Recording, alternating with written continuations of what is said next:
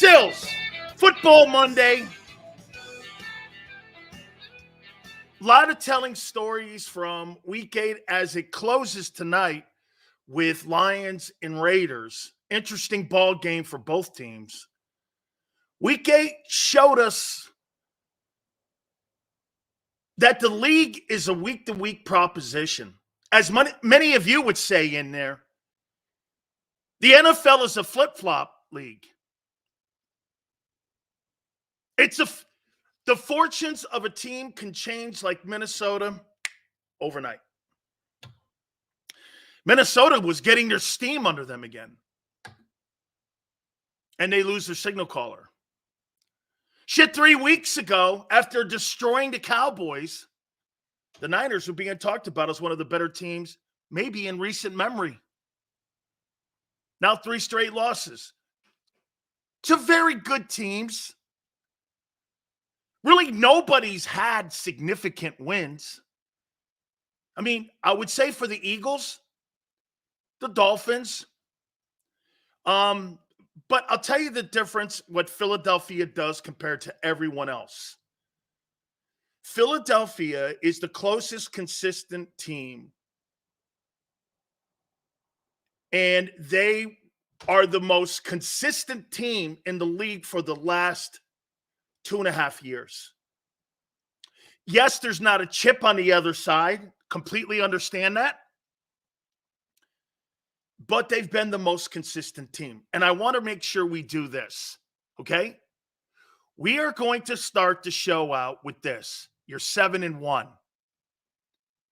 And now we're going to dive into what we saw with the Commanders.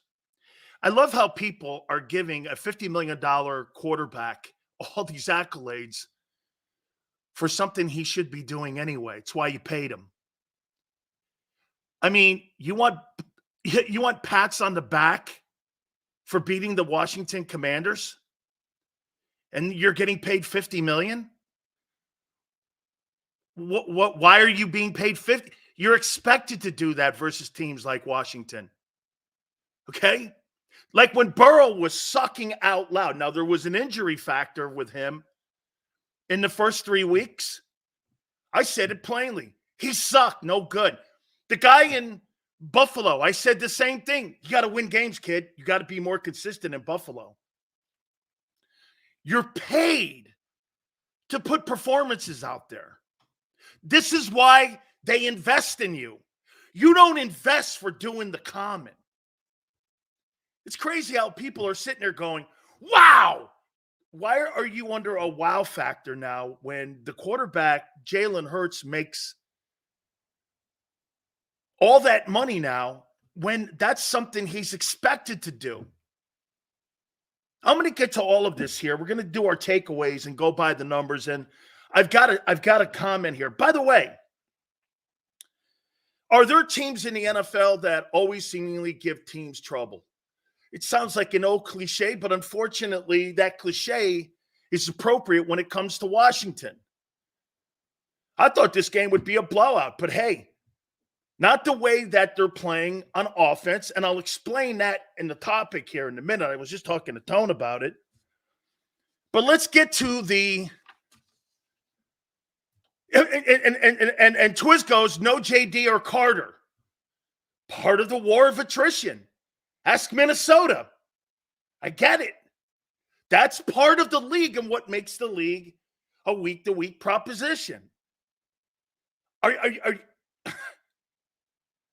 wait a minute. So you guys are going to use no Carter and the 49ers can't use no Trent Williams or Deebo Samuel. How's that apply only to you? And only to Eagle fans? How does that only apply to you? Okay. Here's my takeaway from that dump in Landover, Maryland, FedEx. Eric Bieniemy did a great job of coordinating that football game. 38-31, Eagles hold on to win. Funny, in the first half, like just watching the game, the Eagle first series was 3 and out. We shouldn't have talked about A.J. Brown either because he's paid $100 million and is expected to make history. Nothing to see here, guys. He's paid to do it. Okay, Rage. You're being paid $25 million and one of the top wide receivers in the game. It's why you're being paid that money. Nothing here. No one's saying that. He's on a historical run. Shit, last year was great. As horrendous and embarrassing as we played on defense, we had 2 fumbles inside the 3 and probably should have scored 50 points. Correct. You should have blew that team out. Red zone issues again. Red zone issues again. And turnovers. I don't know why the Philly media refuses to address 11 turnovers in 8 games by the quarterback. He played well. He really did. I'm going to get to him. Hang in there. The Eagles' secondary was destroyed. Your cornerbacks are not and have been exposed for being center fielders. Everyone knows they can't play press. And that's why Matt Patricia fired Darius Slay in Detroit. He is not a press cover corner. And remember, Bradbury was fired and a salary cap issue in New York because he also is a center fielder. But that's also by design with the organization. Chiefs had the worst sell of the season. Completely horrible. No excuses too. Quarterback sick? I don't give a shit. Your corners are terrible. When the grades come out, I would hide my head if I were them. This love affair with Kenny Gainwell is just obnoxious. Your secondary was terrible. Blankenship was killed, made a big play in the game. And by the way, Nakobe Dean is an absolute liability in pass coverage. Somebody had the balls to tweet me out. He made 11 tackles. You know why he made 11 tackles? Because they targeted him almost every pass. And he was playing from behind almost every single pass. He's terrible in pass coverage. So I'm with you with EB. Did an outstanding job. Is Ron Dunn. I thought Bieniemy was awesome. Hurts is blossoming before our eyes as a pocket passer. He is. I'm going to get to him here in a minute, okay? Dean, again, I think he made some plays in the run, and that goes back to his forte of being in the Southeastern Conference.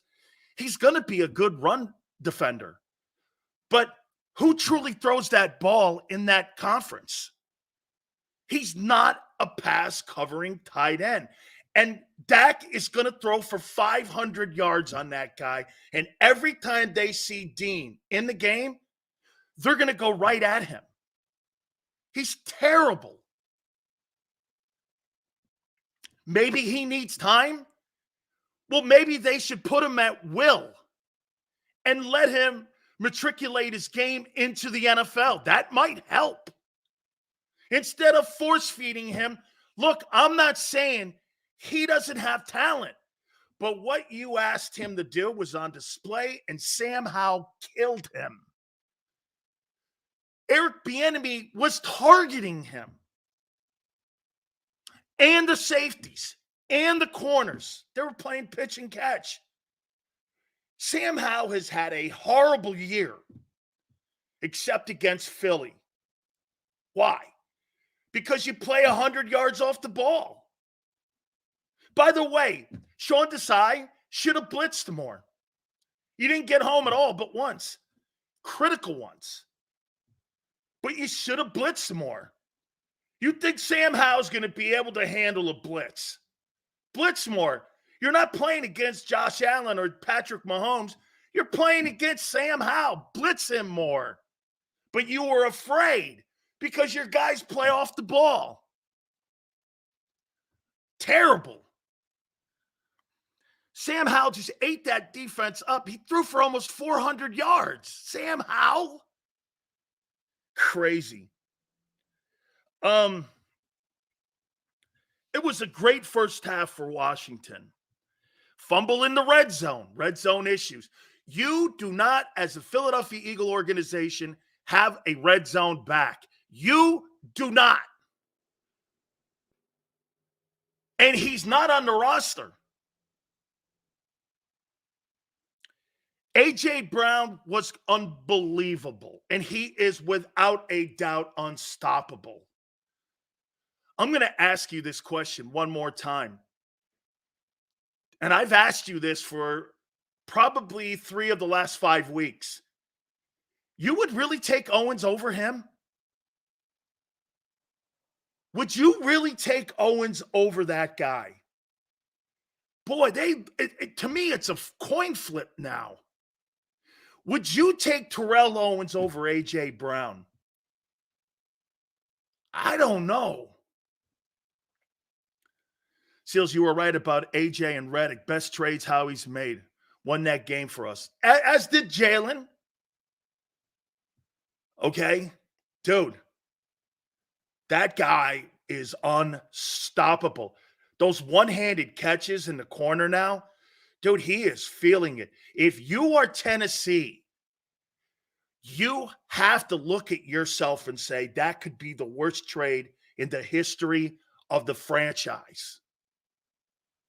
I mean, even going back to the Oilers, has to be the worst, one of the top 5 worst moves in Oilers/Titan history.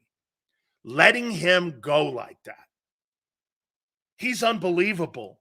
By the way, better than Deebo Samuel. Better than DK Metcalf. To me, I'd rather have him over Tyreek Hill. Sorry. I don't like schwimps and little speedster guys like that. I like men. A.J. Brown's a man out there. He plays like Michael Irvin and Terrell Owens. That when I see him, when I see Tyreek Hill, I see D-Jax. When I see A.J. Brown, I see Terrell Owens and Michael Irvin. That's who I see. He's unbelievable. Unbelievable. Julio Jones showed up. Red zone. Nice. They should do more of that. Let those big wideouts go up. If you're having issues running the ball in the red zone, throw it to AJ. You have a better shot at him coming down with it than you scoring in the red zone until you figure that shit out. Dude, that guy is a man, AJ. Fantastic. As for Hurts, clearly, they don't want anything to do with running the ball. It's now the 3rd straight game that the Philadelphia Eagles have not rushed for 100 yards. 3 straight games. It's either the injury or they're formulating something different. That's the topic. We're going to get to it here in a minute. Eagles in the red zone with Swift convert 80%, Gainwell 30%. Outside the red zone, Gainwell has also been responsible for killing important drives. Hey, by the way, as much as I like Suapeta from that Aaron Donald game, that right guard position has been suspect at best, and it is reared its head. The Isaac Seumalo not being in there is being felt. It's being felt in that old line. It's not as dominant as it was a year ago. Now, is that by fundamental changes in the philosophy? Is that a coordinator now in the organization trying to do something completely different? I'm telling you, that's why the turnovers are up. As for Hurts, he continues to evolve in front of your eyes. The games are going to be closer because this is why you're evolving your passing game on the fly. You're changing your identity right on the fly in front of everyone. You're trying to not be a dominant team anymore or a physical team. You're trying to be a finesse team. But where you get away with that is that you have power players and you have impact players like AJ. AJ is a physical player. Jalen Hurts is a physical player. But you're playing finesse ball. That's why the high turnovers. Again, you can't hide from 11 turnovers in 8 games. I don't care what you say. And critical turnovers by the unit itself. You can't. Now, again, the reason we're talking and the reason we're explaining the game to you like this is because many of you throw out the 23-2. But for you to validate that 23-2 and 7-1 start, you got to win a Super Bowl. Or you'll go down like the Golden State Warriors, or you'll go down like the 17-1 New England Patriots. Hollow wins. Eventually, you got to validate this. You just can't keep 24-2. Right now, it's a nice journey, but you haven't validated it. There's nothing to validate it with. You're not in this for participation medals. That's why we're talking and looking at giving you the exact truth of what we saw yesterday. 24-2. It means nothing to what Kansas City's done. And you guys will go like this. Look at Kansas City dropping that game against the Broncos. And you would assume you think you're better than them. Well, we'll find that out soon. We'll find that out. You were the better team last year and they beat you. 2 years in a row, actually. Well, eventually you have to validate these wins with something. Can't just be NFC championships. Validate it. You love the winning. But you love the winning more than winning championships? Validate it. You go down as one of the best teams in the NFC in the last.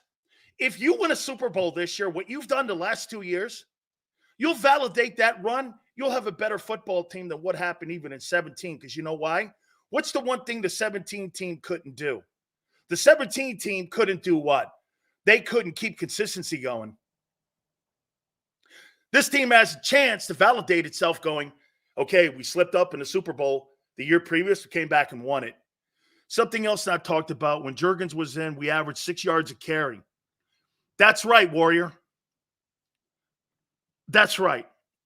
Let's look now at the numbers. Washington pretty much had their way with the Eagles.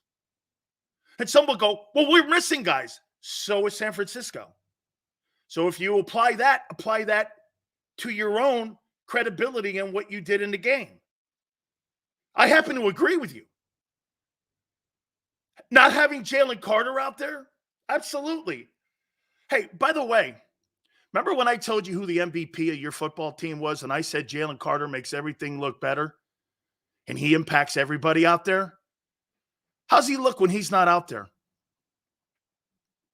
How's that defense look when Jalen Carter's not in the middle of that defense? How's it look? How does it look when he's not there? That guy impacts the entire unit. 38-31, Eagles, always, and this is kudos to you guys, always find a way to win games where other teams cannot. It's a true testament to your character. It really is. It's a testament to the quarterback, to the character. Tremendous. Tremendous. You do not trip. The Jets game, okay. To me, it's you want to hear me say something that I never say? The Jets game is a fluke, in my opinion. Because that's not what Philly does. That Jets game, remember I said this at the beginning of the year, you're probably going to lose a couple games. You shouldn't. And it's just going to be that way. Kind of like Kansas City. Like last year, they lost to the Colts. You know, they have a stinker every year. So did New England during the Brady time. You don't hold it against teams like that just know how to win. Hey, 4 turnovers? That's a you thing, dude. That's a you thing. That's not a Jets issue. That's a you issue. Total yards, 472 to 374. Commanders. Passing yards, because of the sacks. 388, 315. Numbers look different. Total plays. Commanders, once again, second game in a row. More plays than the Eagles. Held them to 62 plays. 2 turnovers. Time of possession. Every single time the Washington Commanders play the Philadelphia Eagles, they pretty much win. Almost every single statistic except the scoreboard because of your quarterback. Out 59 yards rushing for the Philadelphia Eagles. You don't have a running back. And you know why you don't have a running back? When your quarterback is injured, your running back is injured. It takes your dual threat away. Hurts, 29 of 38, 319, 4 touchdowns, no interceptions, 135-7. Outstanding. How? 39-52, 397, 4 touchdowns, 1 pick, 114 rating. Insane. Kevin Byers will have a secondary playing better. I agree with you, Prince. I think that was a pretty tough situation to put him in on 3 days' notice of coming over and being traded from Tennessee to Philadelphia, and you drop him in a starting role. That's pretty – actually, I got to tell you, I think that's impressive. Okay? You don't know anything about the formula. You don't know anything about the system, and you started? Shit. Good for you, man. He's only going to get better. He's only going to get better. I mean, he is. Don't care if Dallas beats us. They choke elsewhere. 88. I want that Dallas game. I'll tell you why in a minute. I want that Dallas game. I don't give a shit about the Kansas City game. I don't really care about the Bills game. I want the Cowboy game. I want to put those guys to sleep. I want to put them in a chokehold. And I want to squeeze them out. I don't care about Kansas City. I don't care about those other games on the schedule. I want to choke Dallas out. I want to put them in a Habib chokehold and choke that guy out till he taps. I want Dallas to tap out Sunday. I want to choke them out. I don't know. If I lose to Kansas City, I'm not in my conference. I don't give a shit. The Eagles now are the lead dogs in the race for home field again. Amazing. Look at the lead they have. Choke these teams out now. Choke them out. Choke them out. Dallas. You can choke Dallas out. They're cowards. They talk. If San Francisco can choke them out, you can too. Choke them out. Turn around, lose. I promise you. I swear I'll bury the lead now. You lose Kansas City, I don't care, as long as you beat the shit out of Dallas. And San Francisco. Okay? Choke them out. Take them out. You have a chance to get what they're saying about CeeDee, what is his name? CeeDee Lamb. They're talking about him being like a dominant wideout. And I'm like, you're missing the guy in Philly. But because Philly doesn't have the star power, so to speak, you're talking like 158 yards. You're not watching the best guy on the planet right now because he drags bodies with him to the cemetery. Hurts is the 6th player in NFL history with 300-plus total yards and 2 TDs in 6 consecutive games, joining Luck, Breeze, Rodgers, Mahomes, and Young. Exceptional. Exceptional. Exceptional class to be in. DeAndre Swift, I like these carries here, 16, 57, and 1. AJ, 8 catches, 132. One of them was just spectacular. Devontae got going, 7-99, 1. Ryan Robinson, 5.9 yards a carry. Dotson, 8-108. The tight end got going because he was all over Dean. Exceptional. Game balls. Choke those Cowboys out.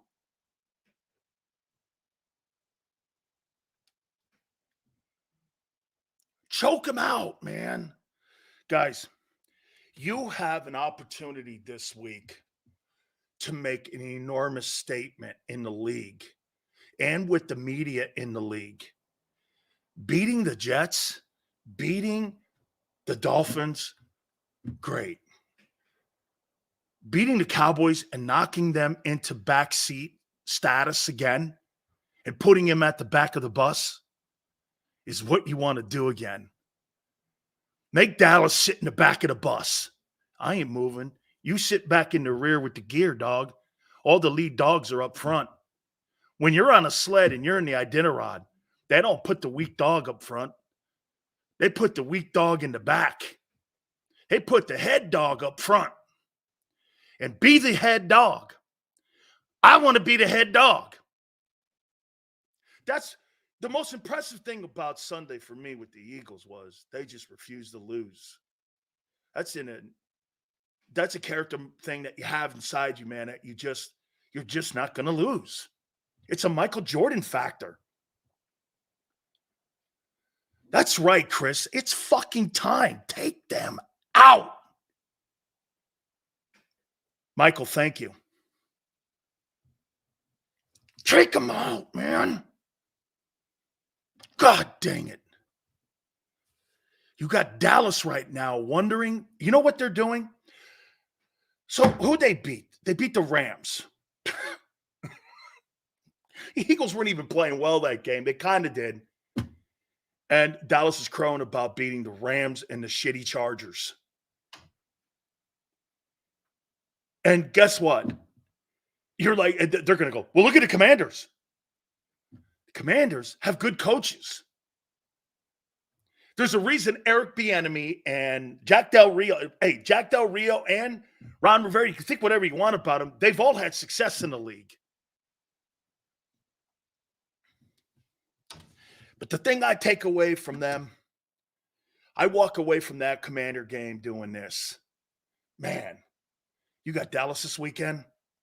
This is the greatest time right now for you just to kick that dog all over that freaking stadium and beat that dog down so bad that that dog will never come back to that doghouse ever again the same.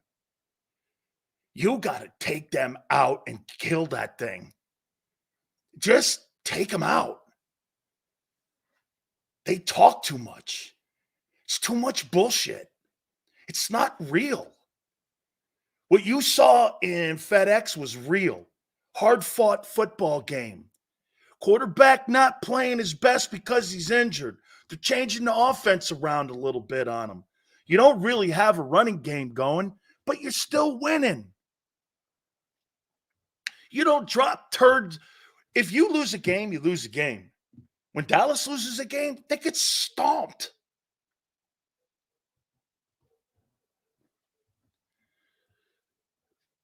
Dallas are frauds. That's a fraud football team. Micah Parsons is a fraud. I mean, if I had a guy on my football team talking about another team being the best in the league, I'd start a fight with him. That's not a guy I want to go to battle with. Tone says the Commanders are a quarterback away. I truly believe that. Damn, Tone, that guy threw for 400 yards. I mean, I actually like Sam Howell's toughness. Sat in the pocket, took some hits. I don't know. Maybe if you got the guy a better O-line. Why, when I look at him, I see Brock Purdy almost. You think if you put Sam Howell on the 49ers, when you get the same result Brock Purdy give you? I'd like to see a little better O-line around him.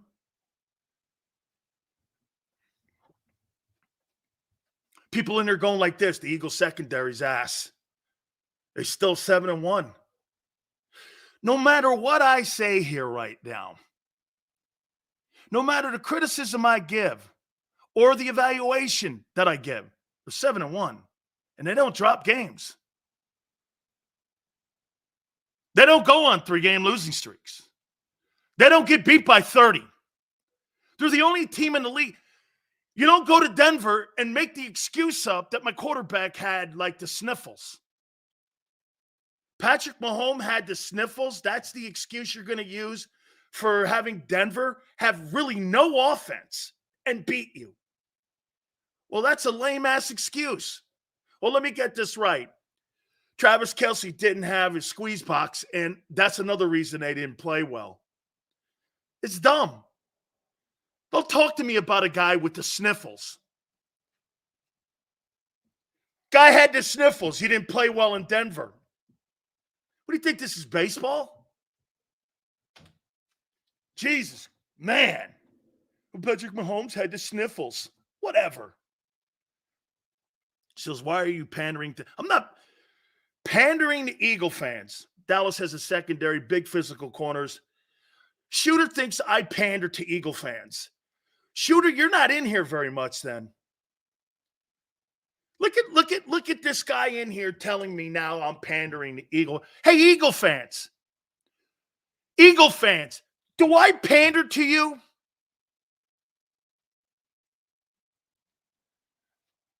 Do I pander to you? Do I come on here on a daily basis and pander to you? Like WIP or the other things? Do I pander Eagle fans? Pandering? I know, Shooter. Hey, that's one thing you never do. I wish you did more, actually. That's why when you make a statement like this now, Tone, it's more emphatic. Hurts was sick against Tampa and we won. Q, I don't give a shit about guys with sniffles. Well, he was sick. So what? Go to a doctor.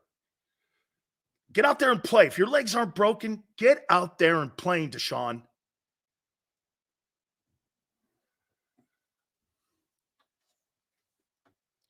Yeah, probably something wrong with Deshaun Watson's hymen next. I mean, my God almighty, that guy will come up with any excuse not to play. Kobe played with the flu and dropped 50. Mahomes gets the flu and can't beat that trash Denver team. If you play, I don't care what someone is dealing with. You're out there, go ball. Absolutely, man. There's no excuses in football. That's why baseball is a cowardly sport, and the flopping in basketball, I hate it. Soccer, same thing. I can't watch that kind of shit. I agree, just adding to your point. Thank you, Q. Yo, Big Seals, you got me fired up. I'm ready to run through walls, take out Dallas. Davis and Carter are keys to the defense. Both missed. Absolutely. Absolutely. Absolutely. You've got a chance to make a statement against the Dallas Cowboys. Choke them out.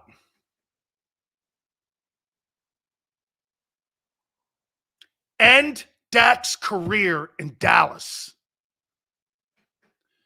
Get Mike McCarthy fired. Set that franchise back. You're 7-1. And you act like it. Dallas beats the Chargers and the Rams. Get this. So Dallas has beat the Chargers and the Rams. And both New York teams. Two of the shittiest teams on the planet. Jets aren't playing awful. But they're crowing over those two new.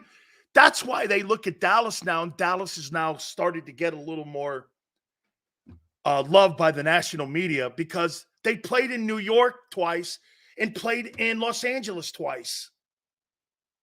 Cowboys are frauds. Frauds. No other way to look at it. Get this. You come off a game like that against Washington and you got New York, you got Dallas on Sunday. Dallas is going to get their faces kicked in. I can't wait to see them run. You know what I would wish I could do? I wish everywhere that Micah Parsons lined up, I wish to God Almighty I could just take Lane and move him to guard, center, tackle, just to run his fucking mouth over. Just run him over. Pandering? I don't pander to anybody, dog. I'm sick of the Cowboys talk. Was I disappointed in the Commander game? No. No, I wasn't. Was I disappointed in the way they ran the ball? You don't have a red zone back. You really don't have a running back if your quarterback's hurt. No, you're dealing with injuries. Do you think there's any coincidence that the knee on your quarterback has affected your running game? No, because guess what? Hey, and by the way, Jalen still had a back-breaking 3rd and long that he broke into the open to get a first down. It broke the Commander's back. I was like, damn, that guy.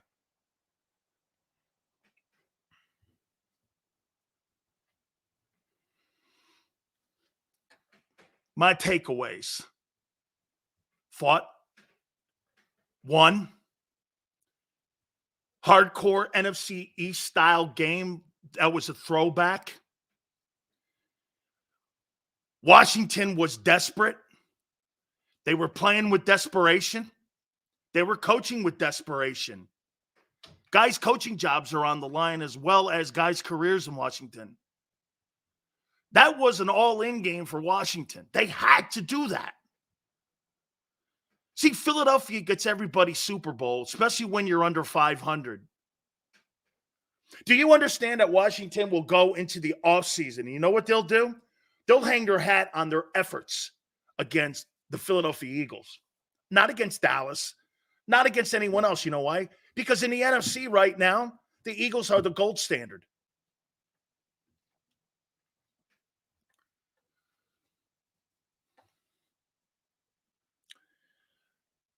Here's the topic now. I kind of broached this with tone. Desperate teams are dangerous. They threw everything, including the kitchen sink at and the baby's bathwater at the Eagles. Totally did, man. But don't they always? Some go like this. Are you giving excuses up? Or what's the thing? Pandering? That's how you win Super Bowls. When everything's not perfect, when nobody's healthy, and you still win. That's what this is really about. That win against the Commanders, to me, is almost more impressive than the win against the Dolphins.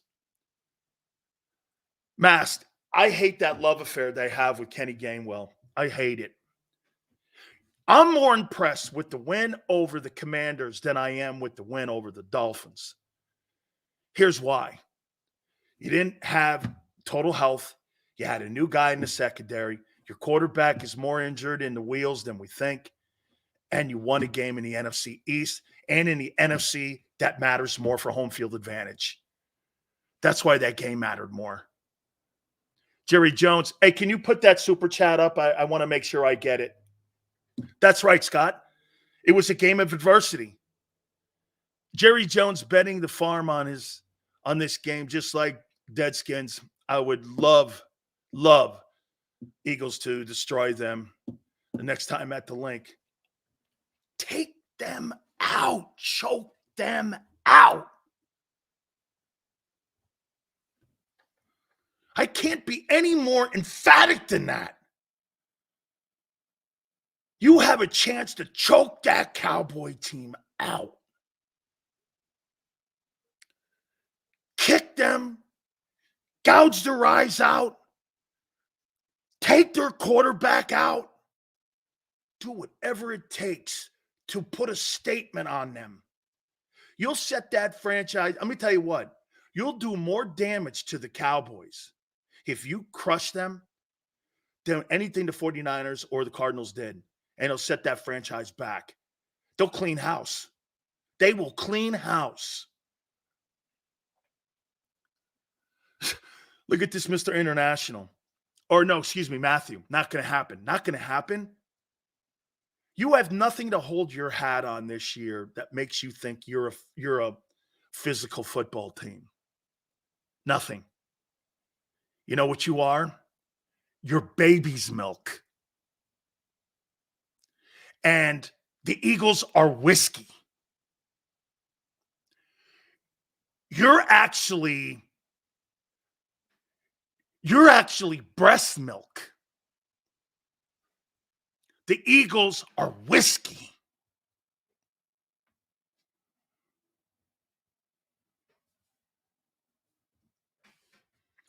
I love that win. Was it pretty? No. Were there things in the game that have to be addressed? You don't think they know that? I know many of you thought I was probably going to go all in on the defense. I'm still going to point out things. Dean's a liability. Blankenship was terrible. The corners suck. Wouldn't be any doubt if Howie goes out and gets a back in a corner, makes a deal somewhere. Your linebackers were okay, but they did exactly what Tone and I said they shouldn't do. They started moving Dean in to get reps, and he doesn't belong in there. Jacoby Dean does not belong on 3rd and long or passing downs. He does not, which means he doesn't belong on the field 70% of the time. Why are you doing this? You're jamming a player into a defense that does not have the right or should be on the field. He should not, and he shouldn't be on the field just because he's a molecular engineer and he went to Georgia and you drafted him in the 3rd round and you want to pretend that he's a steal of the draft. He's a liability. Okay? He is an absolute and when you don't have Jalen Carter and you don't have guys that are completely healthy like Jordan Davis, he gets exposed. The Cowboys have no wins that I respect. They blow out weak teams and pretend that they are such a force. True. The moment they ran into a real team, they got smoked. The Cowboys are front running frauds with no scars. Scars build character, and the Cowboys don't have character. That's why the Cowboys haven't won in 30 years. Toughness builds characters. Wins like the Commanders build character. When you're down against it, you're down again. You don't have your full lot of players. Okay? Look at the 49ers, man. They got to figure that out. So here's the difference, though. The 49ers, I'm not so sure they're 100%. Because you know what some of the players probably in the locker room are doing? Man, maybe Purdy is the pumpkin. They're not going to say that about Hurts. The thing you have over the 49ers is clearly in the quarterback. It was on display this weekend. It's clearly on display. The quarterback gives you certainty and confidence. In San Francisco, I think they're 80% in on him. 43 points against the Rams. Great. I don't care if they beat them 73-10. What's that mean when you play the Eagles? That's like being in a prize fight and you fight some potato can or tomato can and you fight Spider Rico. And then you got to get in and you got to fight the heavyweight champion of the world, Muhammad Ali. Muhammad Ali didn't fight Spider Ricos. This guy fought George Foreman. This guy fought Ken Norton. This guy fought Joe Frazier. This guy fought everybody in consecutive. Liston, Patterson, everybody. They were weekly and monthly fights like that. He didn't fight Spider Rico. The Cowboys fight Spider Rico every weekend and call it a win. Hey, that super chat, Tone, can you please? I missed it. I want to make sure everyone gets their value today, especially Giants. Leonard Williams traded to Seahawks. Wow. If that is confirmed, I would be shocked if Saquon Barkley is still on the team come on Tuesday at 4.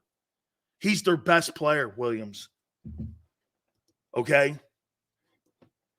Oh, my God. So now the Giants have put up the white flag.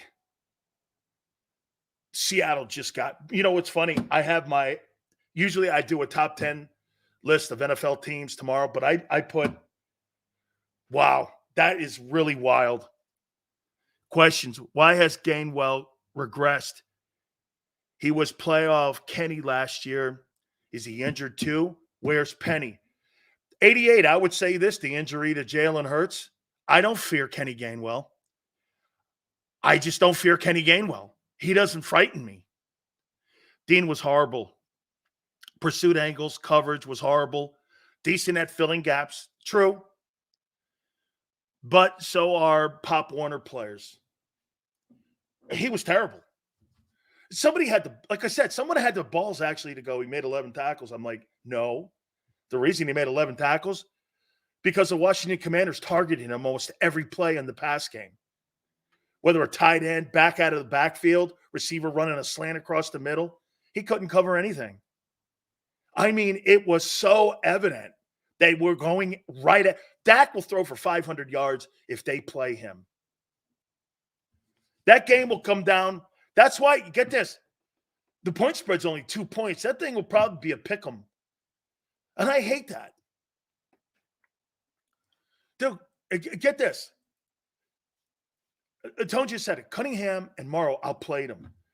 Why in the world would you give him reps? It's because your general manager has control of the roster, not the coaching staff. No coach in his right mind puts players in position to fail. That's putting players in positions to fail. It's another reason why you run close games. Howie's influence. Like I said, Howie could get you to Super Bowl, but can you win it? The reason you won it was because Doug fought back. You don't have a head coach who will fight back. 11 tackles means 11 misses. You didn't block. Here, someone goes like this, 11 tackles. Yeah, you gave up almost 500 yards of total offense. How's that a good day? I had 11 tackles. You gave up 500 yards and 31 points. You think you had a good day? That's not a good day. A good day is like 14 tackles and you give up 250 yards of total offense. That's a great day. Hey, I gave up 500 yards and 31 points and had 11 tackles. What do you want me to say? Good day? I played well, but everyone else sucked? I know our pass defense is suspect, but I've never seen them look that bad. I wonder why that is. Who is missing? Who is missing? Help me out. Who is missing?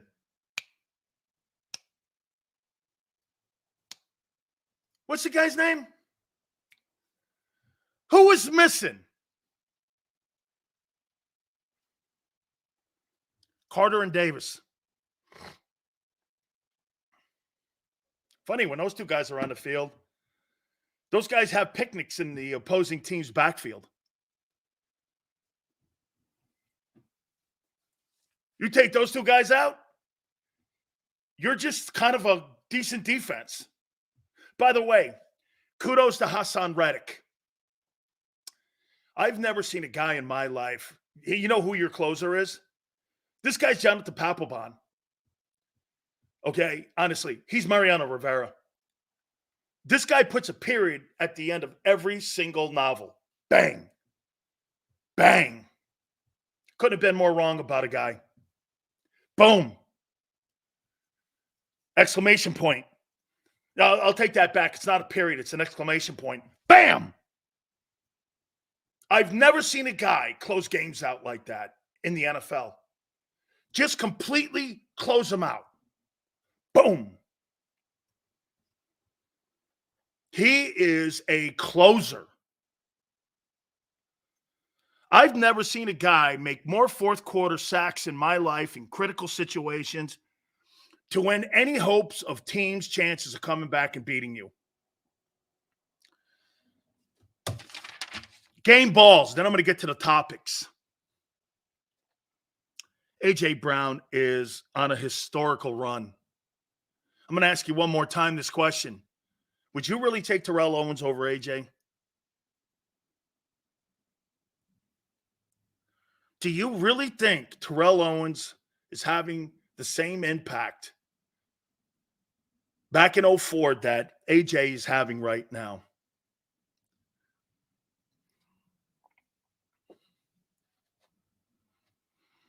Big Sills, what I respect about you is that you always admit when you're wrong about a guy. Absolutely, man. That's about what this is. AJ Scott, not only does he catch everything, he knocks people out. Bill signed Leonard Fournette. That's a great sign for them. Hey, oh, by the way, I got a little bit of insight. I don't know how serious this is. I think the Philadelphia Eagles have contacted the Indianapolis Colts and Chris Beard. And if I'm not mistaken, I think they're inquiring about Zach Moss. They just gave Jonathan Taylor that huge money.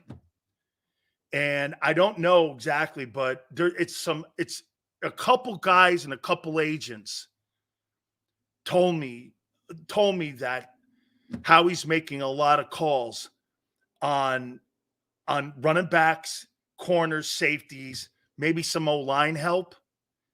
But the kid Moss in Indianapolis is somebody that I think he's not, if I'm not mistaken, I think it's his fourth year. I think he went to Memphis. I know the kid's parents. He's a Florida kid. He was supposed to go to Florida State, but something happened. He ended up at Memphis. He played for Norvell, who's there now at FSU. But I voted for the kid actually for All-American when he was at Memphis. So is yeah.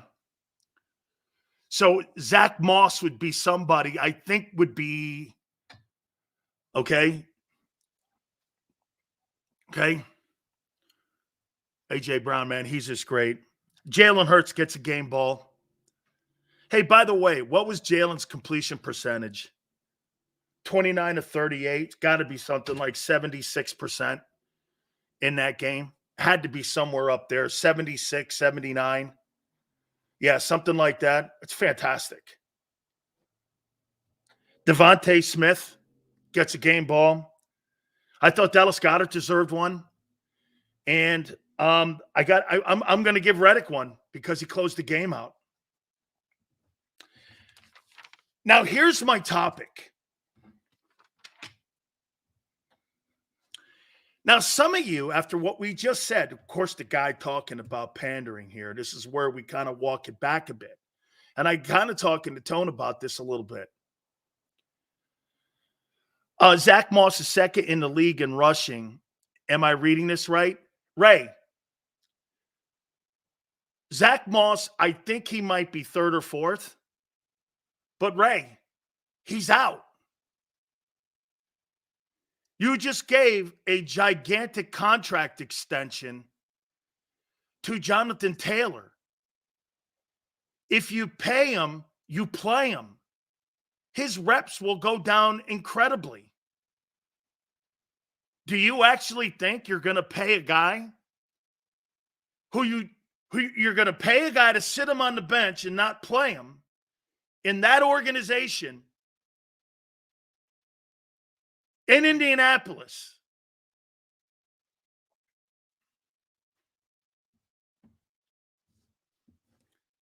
You're paying Taylor.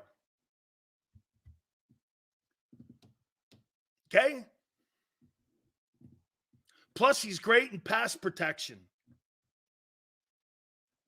Zach Moss Okay? Jalen Hurts is currently on pace for 410 completions, 599, 688, 45, 48 passing yards, 28 TDs, and 17 picks. Whoa. Whoa, whoa, whoa. The number there that is the hurtful number and what will cost you a Super Bowl is the final one, 17 INTs. The 45-48 is great. The 68-4, fabulous. Shit, I see this in Minnesota every year or in Dallas every year. And this is why you don't win the critical games. The 28 touchdowns, dude, I don't care if a guy throws for 22, 23 touchdowns. If he has 5 interceptions or 3 interceptions, you're going to win every game you're in, especially with a guy throwing a 68% completion percentage. This game is about turnovers, not about putting points on the board. How many times do we see these high-scoring teams like Miami, and they get into those critical games against teams that know how to run the ball and know how to do all the things it takes to win, and they get shut down and shut out? Miami is a classic example of a finesse team. Do you know why Cincinnati's getting better? They're running the ball better. Joe Burrow doesn't need 175 yards rushing. Joe Burrow needs 100, and he's going to tear people a new one. Okay? Jalen has no help in the run game. You know why? Because DeAndre Swift, every coordinator in the league. Can I tell you what the MO is right now on DeAndre Swift? Guy's a really good player from 20 to 20. Outside of that, that guy has no nose for the end zone. No nose for it. That guy does not get you tough yards. That is not. The guy who gets you the tough yards is the guy hurt. DeAndre Swift concerns me more. That's why they were lining him up wide yesterday and putting him into pass coverage. Because, hey, and by the way, one other thing, the next time I hear a guy say, we should be saving this guy, saving him for what? You're still in the race for home field advantage. This whole thing could change in 3 weeks again if you sustain a significant injury. Look what the injuries are doing to the league now. Dude, the sniffles had an impact in Denver. The sniffles. Do you understand right now that Buffalo is right now in position to host the AFC Championship game? Do you understand that? Because of the sniffles. They're in position. Once again, I know some of you think Josh Allen's having another horrible year. But they're in line right now in the AFC to host the AFC title game, along with Baltimore. Do you know Baltimore and Buffalo right now look better than Kansas City?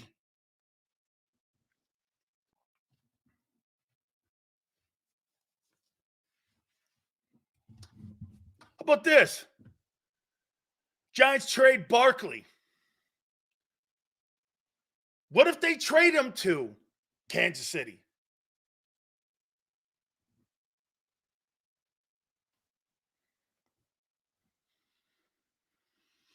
Right? Here are the teams. And now since Lawrence is now a member of Seattle, I got to adjust this.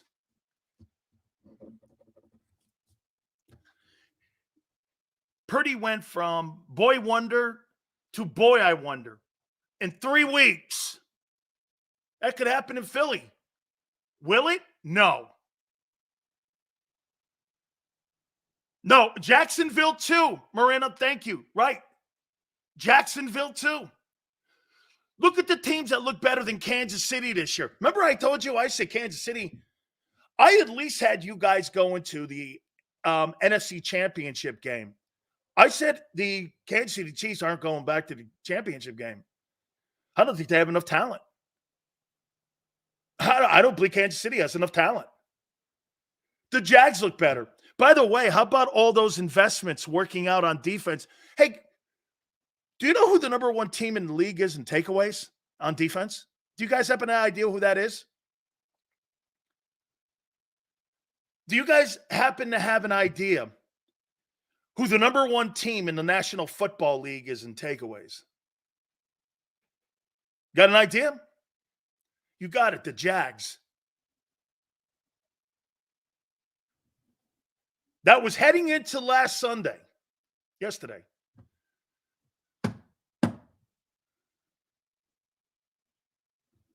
All those first-round draft choices, Walker, all them dudes, are now panning out. Doug's got a defense. Doug's got an offense. Doug's got a quarterback. That team looks better in Kansas City. Shit, the teams in the AFC right now, Buffalo, not, you know what? Wait, does Buffalo look like the best team in the AFC? No. Jags, the Ravens, the Bills. Shit, the Bengals are coming back. Here's my teams in the NFC. Here are the upper echelon teams, I think. Eagles 7-1. Look at that, man. You got a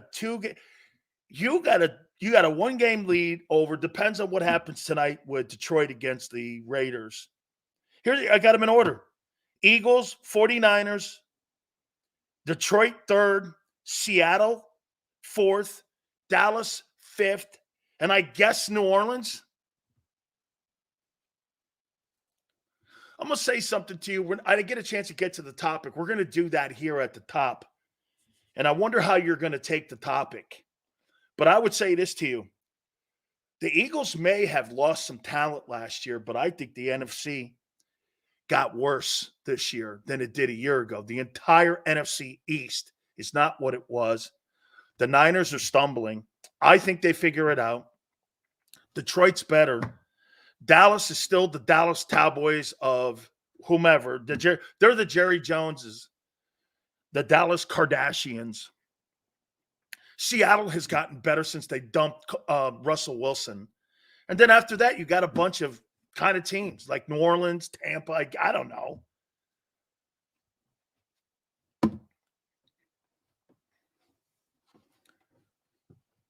It's very encouraging. Yeah, we'll announce our Hooter winners at the top of the second hour here in a second here. And I got a topic for you.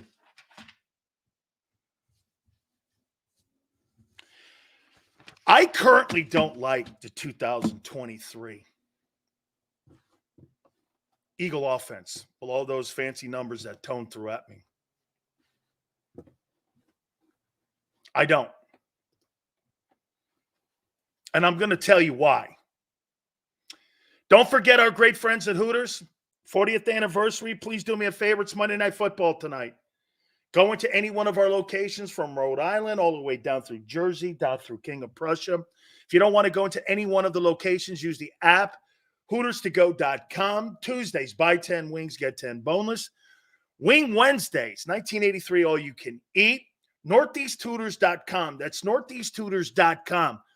$6, 6 items. Try the fried pickles. Kids eat for free on Saturday. And anytime you roll into any one of the Hooters, do me a favor, tell them Big Sil sent you. Whose house? I'm about to raise the roof in this party. Can't stop me. The DJ on that ones and twos will help you move your body. Probably. This will help you find it for you looking for. Turn off all the negativity. Turn up your stereo. Whose house? Our house.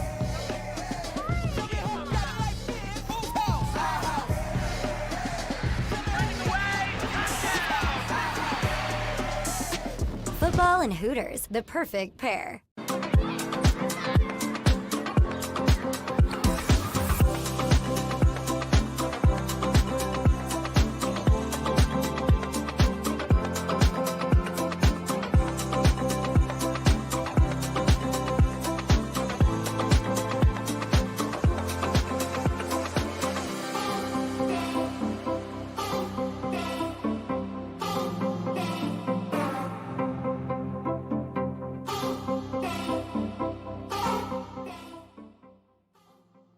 If you own a company and you're not producing a podcast, you're missing out. The public consumes messaging when they're ready. Join the professional podcast network of companies and let JAKIB Media Partners put you in the podcast arena. Come to our professional studio or we'll come to your place of business and professionally produce your company podcast. Call JAKIB Media right now at 267-261-3428. 267-261-3428.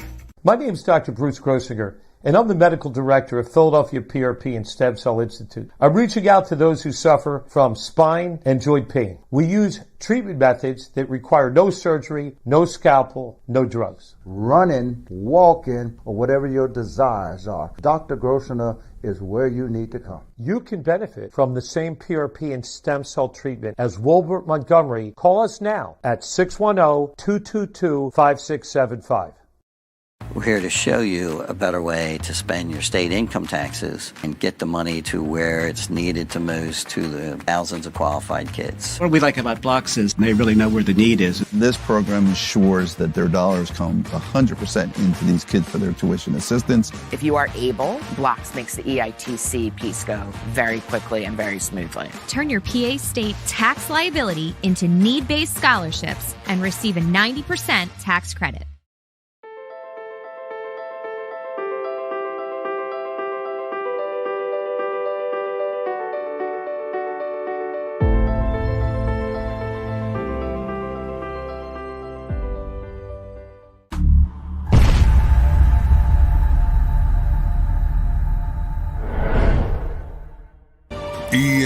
EAGLES, Eagles.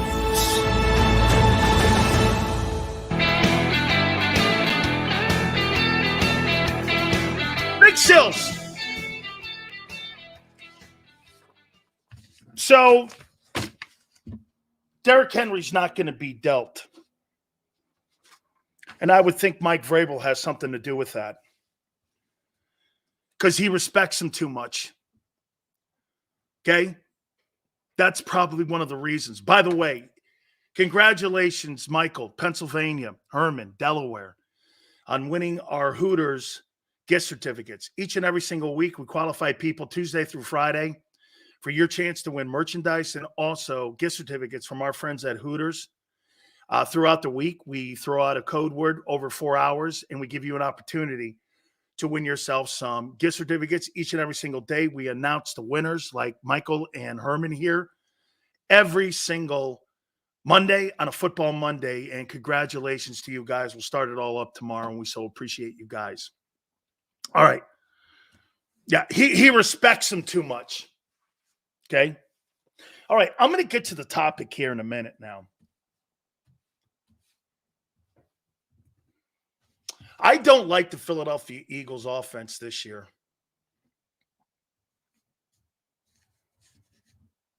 And let me ask you, do you fear this offense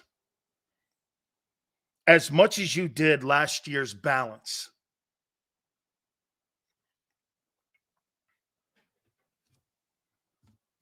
How can you fear a team when a quarterback's on pace for 17 turnovers and 11 turnovers in 8 games? And you've played every game close.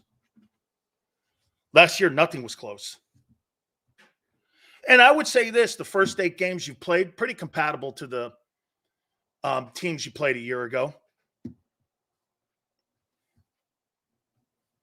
Do you fear this offense this year? Isn't it crazy? The more that you howl for numbers, the lesser this group looks than a year ago with the dominance that you had and also the balance that you had and how you attacked the game.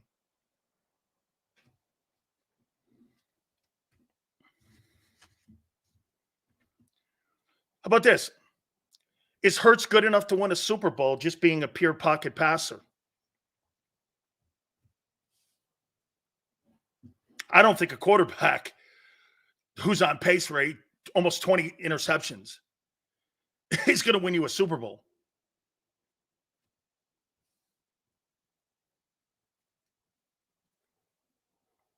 So you think a guy who's on pace for 17 interceptions is good enough to win a... Okay. I do not. And I don't fear that offense as much as I did last year's offense because you didn't know where it was coming from. And most notably, you kept to your identity, which is what? Running people over. Your identity now is to throw over people? That's who you are? Last 3 weeks have become that. I mean, the last 3 weeks, you're trying to throw over people and not through people. Last year, you ran through people all the way to a Super Bowl. When a defense schemes AJ out of the game, can we win? Hey, Tucker, I want to see someone take him out of the game. It's yet to be anything where I've seen so far where he has been taken out of a game. Everybody gets touches, so you want to be a passing team. Okay. So you're going to be a high turnover team. Versus last year, who led the NFL in the least amount of turnovers? Was that the Eagles?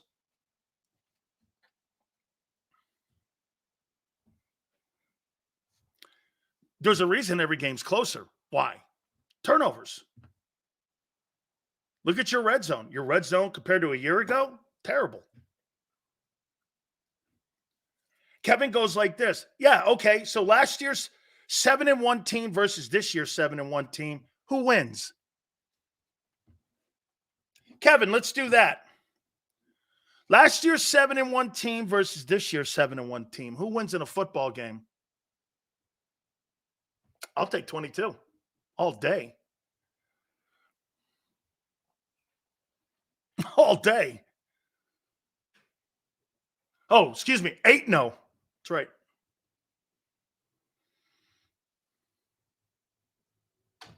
Hypothetical Sills? No. You have a ton of turnovers. Boy, that was something that was X-nay today from morning until you got here. All across every platform. Always just dust off the fact that you are a high turnover team this year.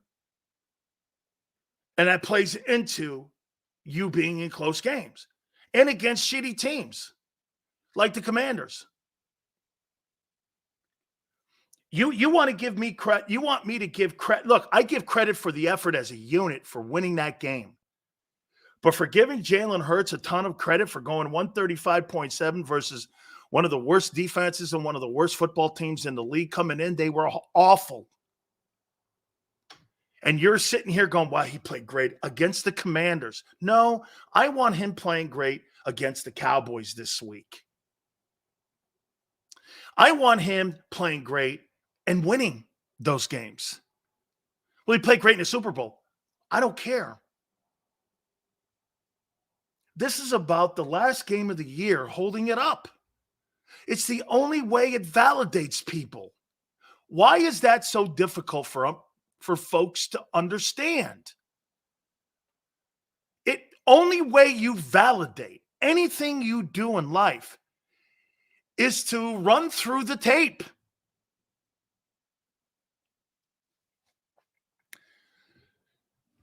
STFU Sills, best team in the league, with nothing to show for it. Except a ton of turnovers and close games. Last year's team had balance to it. Last year's team scared you more, and they were more dominant. And I'll tell you what, no question. Boy, AJ looks great. He sure does. If I were to give a C on Devontae's season, C+. Goddard's, I don't know, C+ too. DeAndre Swift, maybe a B-. Hurts, he's been about a B. Turnovers kill him. 11-8 games. Terrible, actually. But the numbers are up. But he's just turning the ball over, and they've been horrible in the red zone. 7-1. So what? It's a really nice story until you validate it. That's like you're talking like the Cowboys now. Philadelphia, who's better than us? That's not the point. Are you talking about the World Championship trophy being handed out on October 30th? Or are you talking about the World Champion trophy being held up in February? Honestly. I mean, that you sound like the Dallas Cowboys. You ripped the Cowboys for not winning. Well, what have you done the last 2 years? You've won more? Oh, congratulations.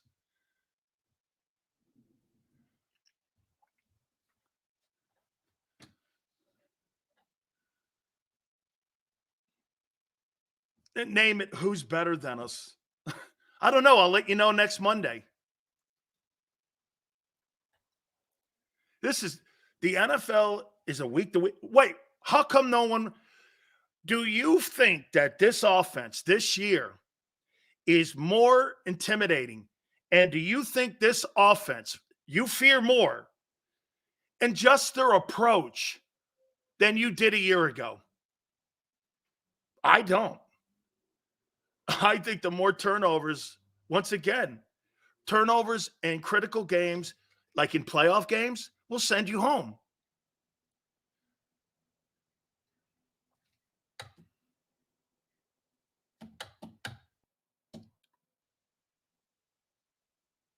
Because Jalen is becoming an elite passer.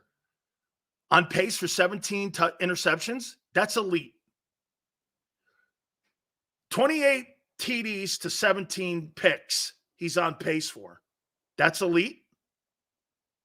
Sounds like Carson Wentz to me.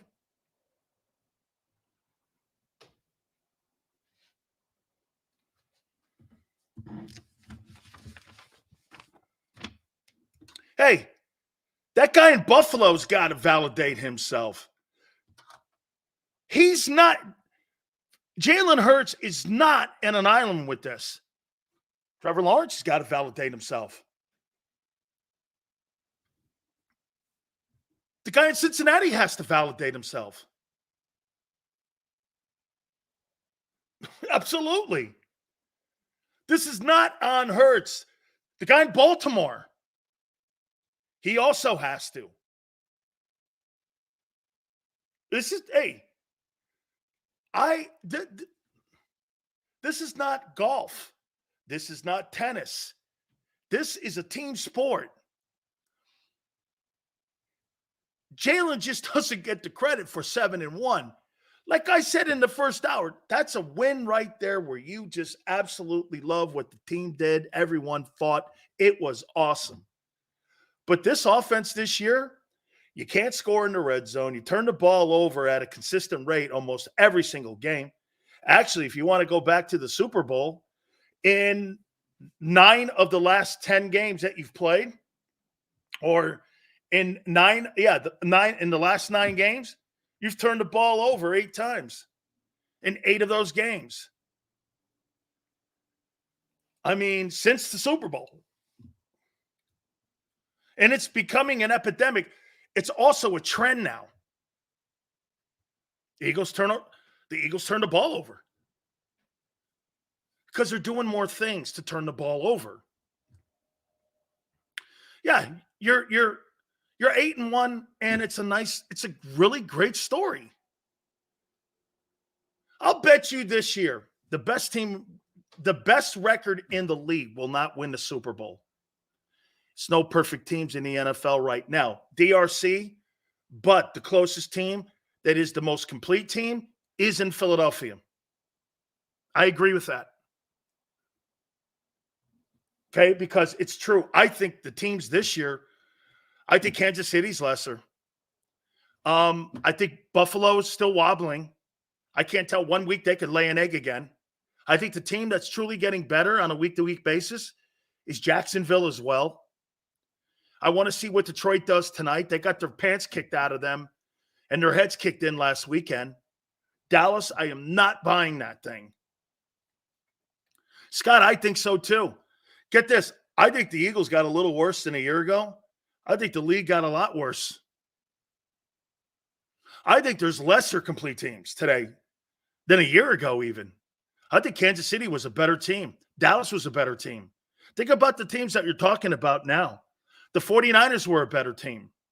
Well, that's because, again, Trent Williams, Debo, they're going through their aches and pains right now. It is a big moment in Detroit. New England is clearly worse. The Jets got a bad break. They're still playing above water.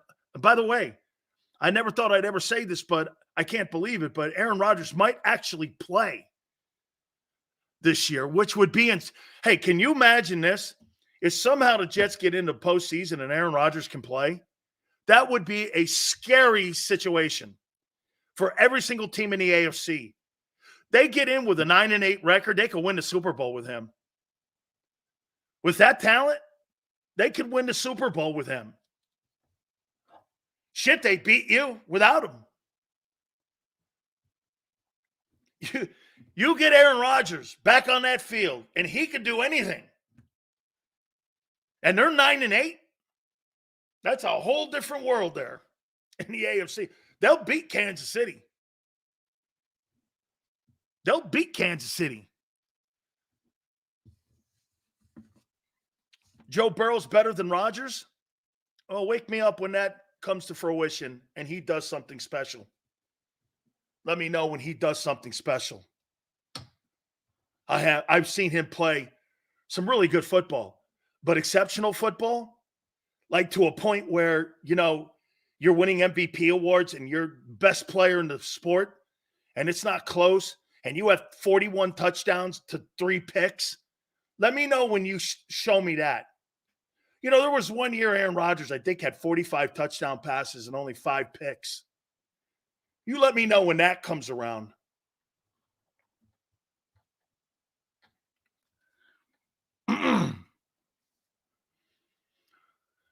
Rashid goes, Rodgers is washed.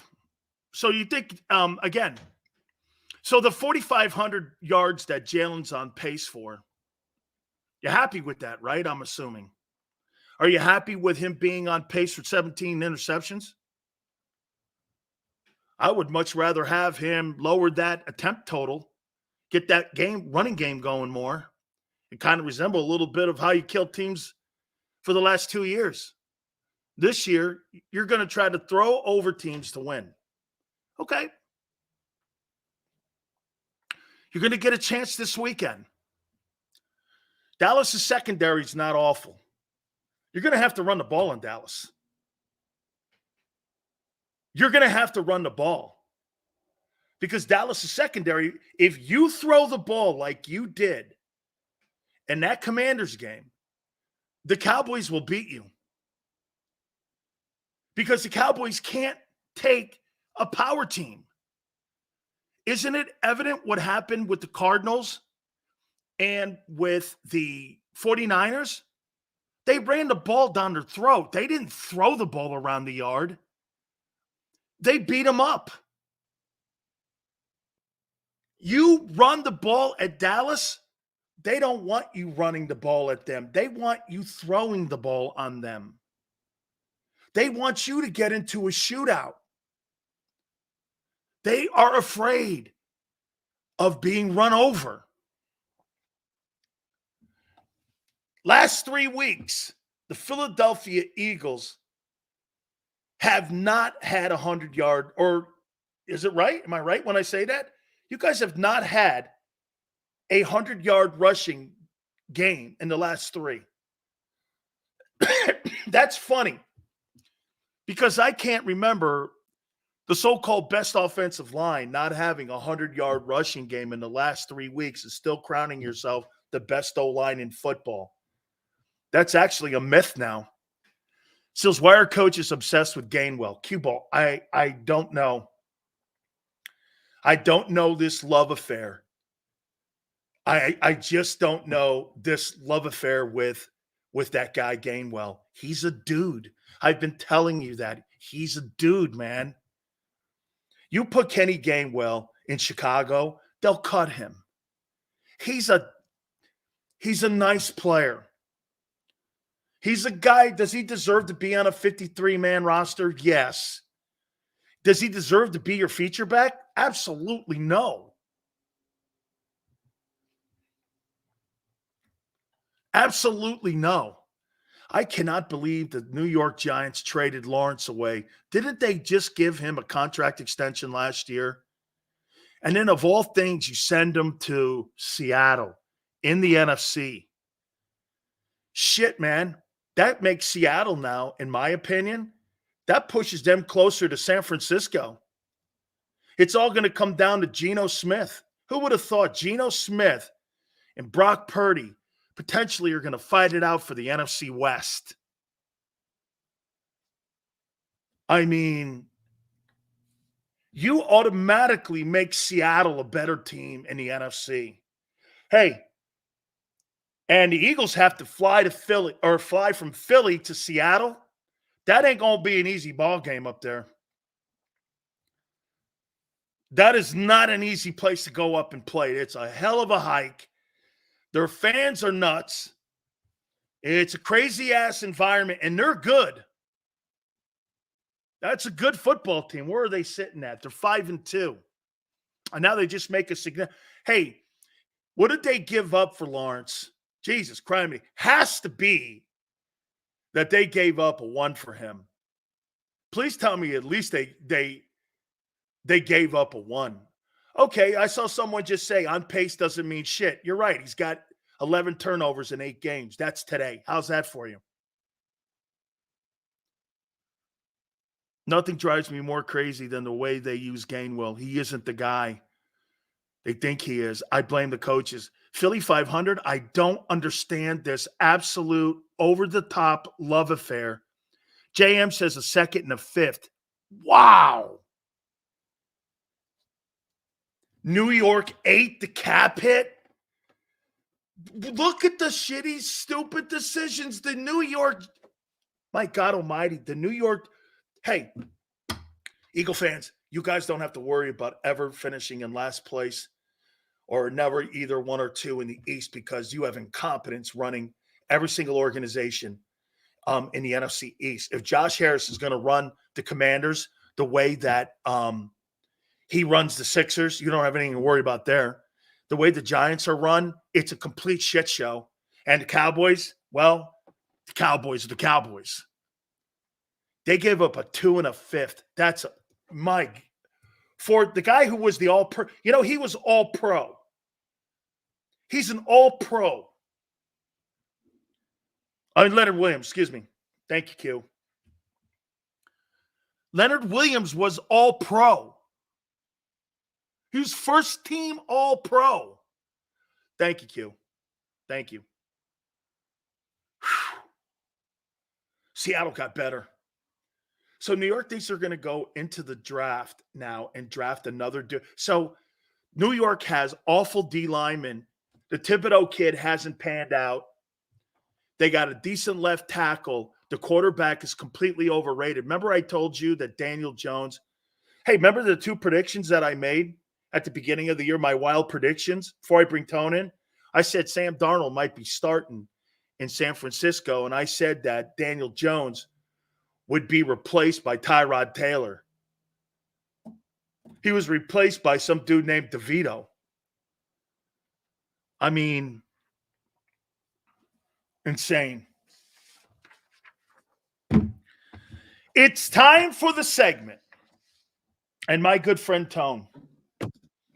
Big Sills, is that Danny DeVito that that you're talking about? Little old Danny DeVito. About? You know what I mean? Jesus. The Giants are a shit show. Oh man. Like you're an Eagle fan, you have to love it, man. I mean, it's one thing if he was underachieving, Tone. He was the first team all-pro. Yeah, man, I don't get it. That's a D lineman you're getting rid of there. It's a 2 and a 5 too. And you just paid him. And you ate the cap. I'm struggling. You know what? The Giants, we thought they were trending in the right direction, right? And Fool's gold. And then they fell in love with the Fool's gold. They fell in love with the Fool's Jones. You know what I'm saying? They thought they had a guy. They paid the wrong guy. They franchised Saquon. They had a whole offseason disputing with him. And then you make these boneheaded front office moves. It's just so many questions, man, around that organization. They can't get out their own way. And, like you said, we're not going to have to worry about them for the foreseeable future. And then the Commanders, man, they played us tough for sure, man. As long as Josh Harris owns that team, I don't see them really being a true threat in the end, but they're always going to play us tough every single year. So what's your takeaway from the game? My takeaway from that game is we have to stop turning the ball over, flat out. And let me start with the positives, right? I love the way Jalen Hurts approached that game, going 29 for 38, 319, 4 passing touchdowns, no interceptions, still had the fumble. But I love the way he approached that game, even though he was a little bit hobbled, only got sacked twice. Given the fact that he was limited in the rushing game, still managed to inflict his will on the game. I was truly impressed with the way Jalen Hurts played that game at the end of the day. AJ Brown, man, he's a god. It's just some things are guaranteed: death, taxes, and AJ Brown. You know he's what I'm getting saying? better every week. Yeah, and that's the thing. It's at a point now where teams like that second touchdown, he was double teamed. The safety was over the top, and the other guy had inside leverage. The one-handed catch? No, that was the first one. All right. The second one, the safety had him over the top. The corner had outside leverage. Jalen Hurts hit him with the back shoulder, and AJ just did AJ Brown things. I'm really impressed with Jalen Hurts' ability to battle through this knee issue that he is dealing with right now. It's no secret. It is what it is. Devontae Smith managed to come through and do his thing. You brought up a very interesting point about the way the offense is being called, with the lack of balance. And for me, I'm always on the side of balance, right? I'm always on the side of having a dominant rushing attack and having a dominant pass attack, right? Because I believe those two things work in concert. I will say it works in concert with your identity too, Tone. Yeah, especially with your personnel as well. To throw them some bail, they got down double digits pretty early, and I think the coaching staff got a little trigger happy. I mean, granted, Hurts was accurate. It wasn't like they weren't moving the ball; he was accurate. I would probably be more concerned if they were throwing interceptions and all that kind of stuff. They turned it up in the second half. That defense. Look, I've come to this conclusion with the Philadelphia Eagles defense, right? They go as far as that pass rush will take them. That's number one. Number two, they definitely missed Jalen Carter. That's without a doubt. Number three, we're on a week-to-week basis with them because they're battling injuries like every team is. I'm not saying that as an excuse, but just based off their situation, they've had, I believe, through 8 weeks, they've had 5 to 6 different DB combinations out there. They've had like 8 different slot corners out there over the past several weeks. So there's a lack of continuity. There's a lapse in communication out there, which is why I believe they're looking as bad as they are. And also, we talk about it all the time. It's a week-to-week league. It's hard to, I know the layman will say, hey, you shut down Tyreek Hill and those guys, right? How couldn't you shut down Sam Howell and those guys? It's easy to say. May I say it without anybody getting offended? It's a flip-flop league because it's really that simple. It's really that simple. One day you go like this. We just killed the Dolphins. Yeah. We just murdered the Dolphins, and we struggle against Sam Howell. Yeah, the Bills murdered the Dolphins, and then they lose to the Patriots. You get what I mean? So it's like it's so hard, especially on defense, right? It seems like offenses are more consistent than defenses lately. And the reality is, I look at this Philadelphia Eagles defense as a team that they're timely. And that's kind of what I asked for, in the offseason. I said, this defense can get timely stops when it matters most. I can live with everything else because they're going to be a work in progress. But overall, I was pleased with the win. The score really should have been 38-24, but they let them get that garbage TD.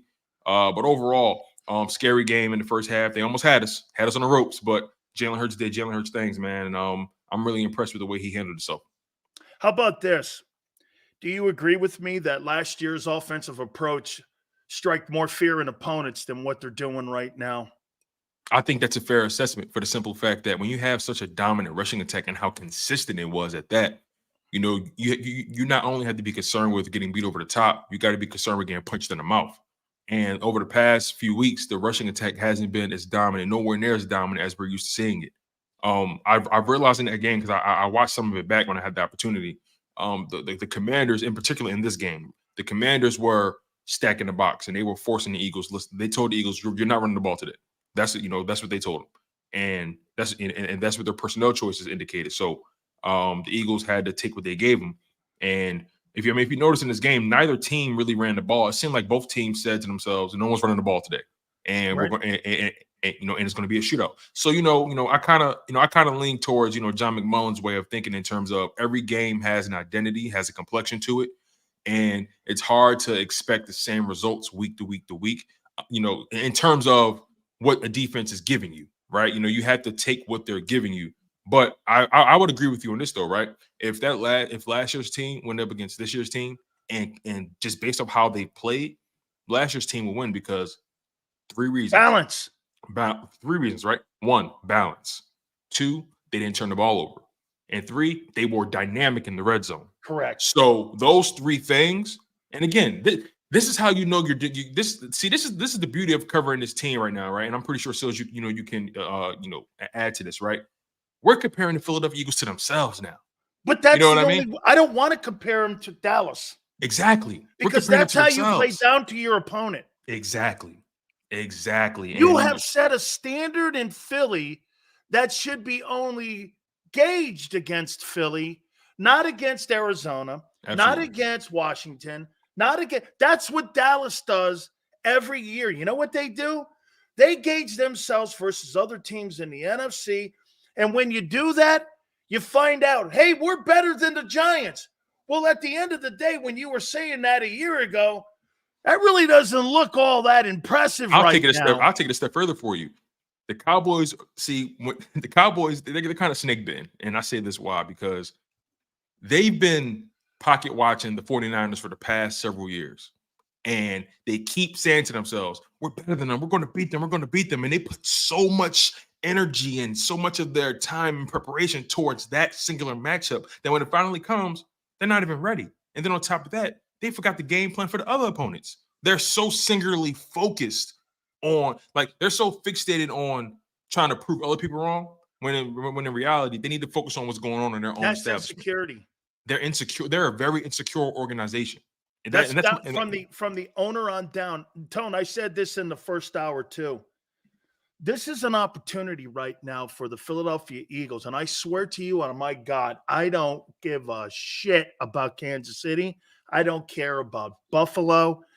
I want that Cowboy game. I want to beat them up. I want to choke them out like Habib. I want to put their face and I want to kick their ass all up and down the field so that you leave no doubt that, get this, Hoss, you can talk the game. We played a game. And to me, this is a chance to put that Cowboy team to sleep. I want to embarrass them, honestly. So I want to completely let them know they're not in the same class. You don't have to do it, Tone, on the scoreboard. You can do it with being – hey, by the way, if you start throwing a ball around the yard like you did with the Commanders, you play right into Dan Quinn. They want you to do that. Mm-hmm. If one thing Dallas has shown you this year, Dallas has got a pretty good back end. But I'll tell you what, man, you can run them over. Run them over. I agree with you 100%. You think about all their losses, they couldn't stop the run for the most part. And you think about who they've beaten. I mean, how much stock can I put into both LA you teams and New York teams, really? Exactly. You've beaten two of the softest markets right now. New York can't find, they can't tell the difference between a glory hole and whatever, what I mean? Way to go. And then now you're becoming like Big Sills. There we go, Tone. and then the Rams, and the Chargers, they have no fan base. So, I mean, how much stock can I put into you beating the 2 LA and the 2 New York teams, 2 of the most dysfunctional teams right now?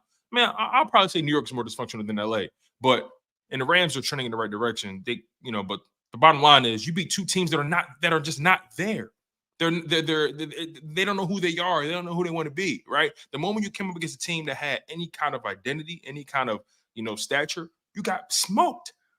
How can, and then you lost to what's so funny? You lost to the worst team in the NFL, and you lost to the team that some people think is the best team in the NFL. You know what I'm saying? Like, how can I respect your organization? How can I respect the team? You know what I'm saying? Now I got some people that I respect that are Cowboys fans, so I won't say I don't respect the fan base because I got people that I actually like in their fan base. But as far as the organization, the team, what they stand for, all that kind of stuff, the flashing lights and the girls and the cigars and the pom-poms and the laser shows and the holograms, and I don't respect none of that shit. So you want to know why? Because at the end of the day, once you step on that grass, you got to show me. And the Cowboys have shown me nothing this season. The Eagles are battle tested. They've been through each and everything from last season to this year. I think this year's team got a better chance of winning it all than last year's. Why? I tell you, because Tone, they're more scarred. How about this? And I said this in the first hour as well. I like that win versus the Commanders more than I like that win versus the Dolphins. Really interesting. How come? Well, you didn't have all your talented DTs in there. Okay. Your quarterback is more banged up than what people are saying. Right. Your red zone offense is not trending well. You're turning the ball over. Your secondary was annihilated. You could have easily have done this. God, we're playing the shitty Commanders, and look at what we're doing here. And yet you fought through it. And guess that's the things that you do are the things that Dallas loses. Every other team in this league loses games like that. You fought through it. You played a really good game against Miami. You didn't really play at all worth of anything on defense. Right. We have no one to run Dallas over with. Got to pass. Well, I'm not guess buying what? that. You'll be in trouble because Dak will throw for 500 yards on you. I'm not buying that, because it begins with the offensive line. And Well, then you don't have to. If you can't run the ball, you don't have the best O-line in football anymore. Yeah. You can't go around being a Cowboys tone and tell people that the last 3 weeks we haven't run 100 yards rushing, and you're telling everyone you have the best O-line in football, and you haven't displayed that. Yeah, I think this has to be a week where the Eagles kind of get back to the balanced approach, right? When I think about how the Eagles beat them last year, they were very balanced. They were very physical. And like you said, this isn't a game where you want to put up 38, 35 points. This is a game where you want to beat them 24-10. You want to beat them 28-17. You want to physically impose. 24-7. Yeah, you want to physically impose them. This is a game that you want it to be a slow death for them, slow and steady, and just continue to pound them, because eventually they're going to break. Tone, in the 3-minute mark, I want to laugh at you. Yeah. I just want to start laughing at you when, get this, it's 24/7. How many times have you been or you've watched a game, Tone, where you go like this, man, that 24/7 feels like 54/7. I mean, there's no chance that team is coming back. Let me throw this at you here. Our corners are terrible.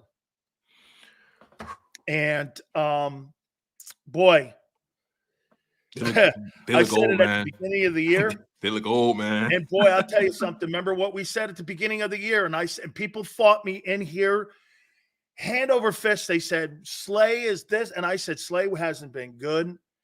And he's going to have flashes where he's good. But he is not going to be – his best football was in last year's first 8. But since the middle of last year, he's been terrible.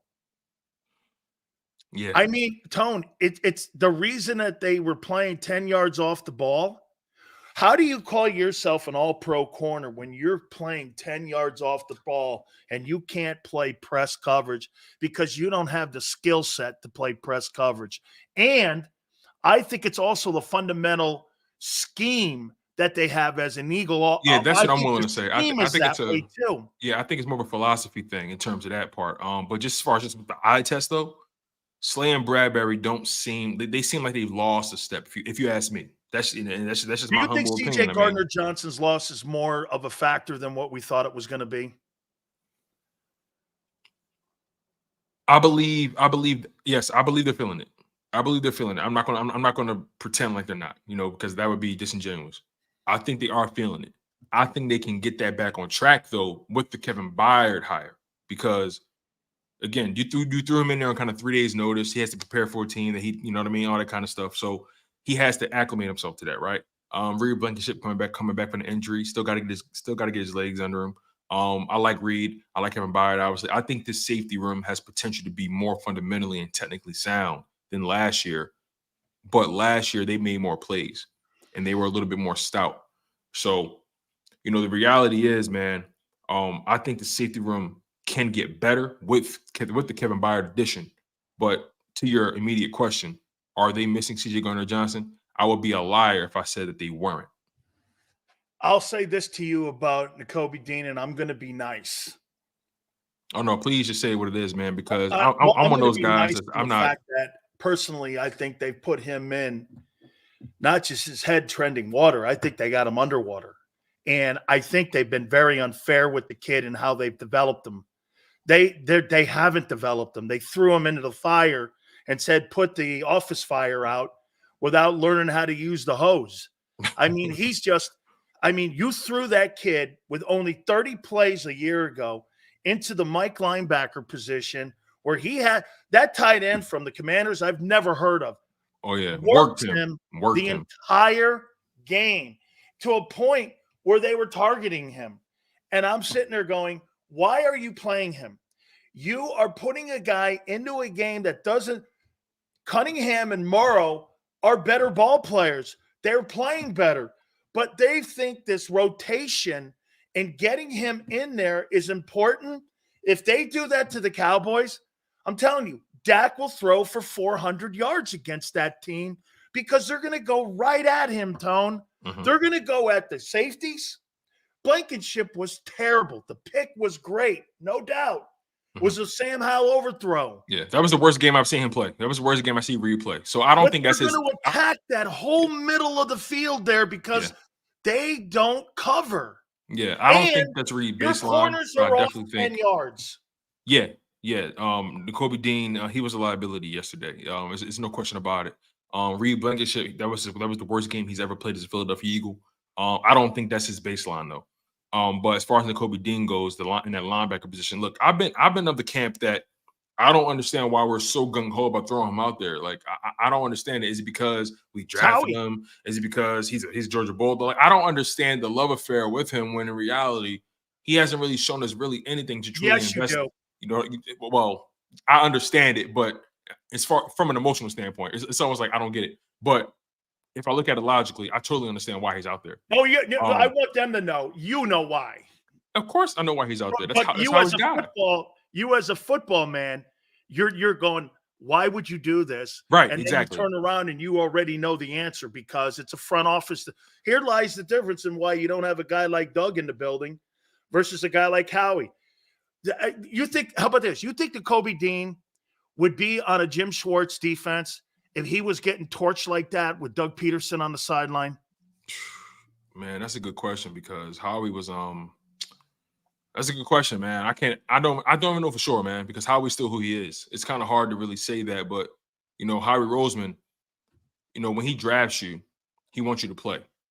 And the reality is he especially in pass coverage. And look, he got two tackle for loss in that game. He had some moments where he got in the backfield, but overall, I'm looking at him. A problem with his run defense. Yeah, in pass coverage, he doesn't have good angles. He's just not good at it right now. You know why? It's reps. And Morrow and Cunningham have the reps. Hey, how about this?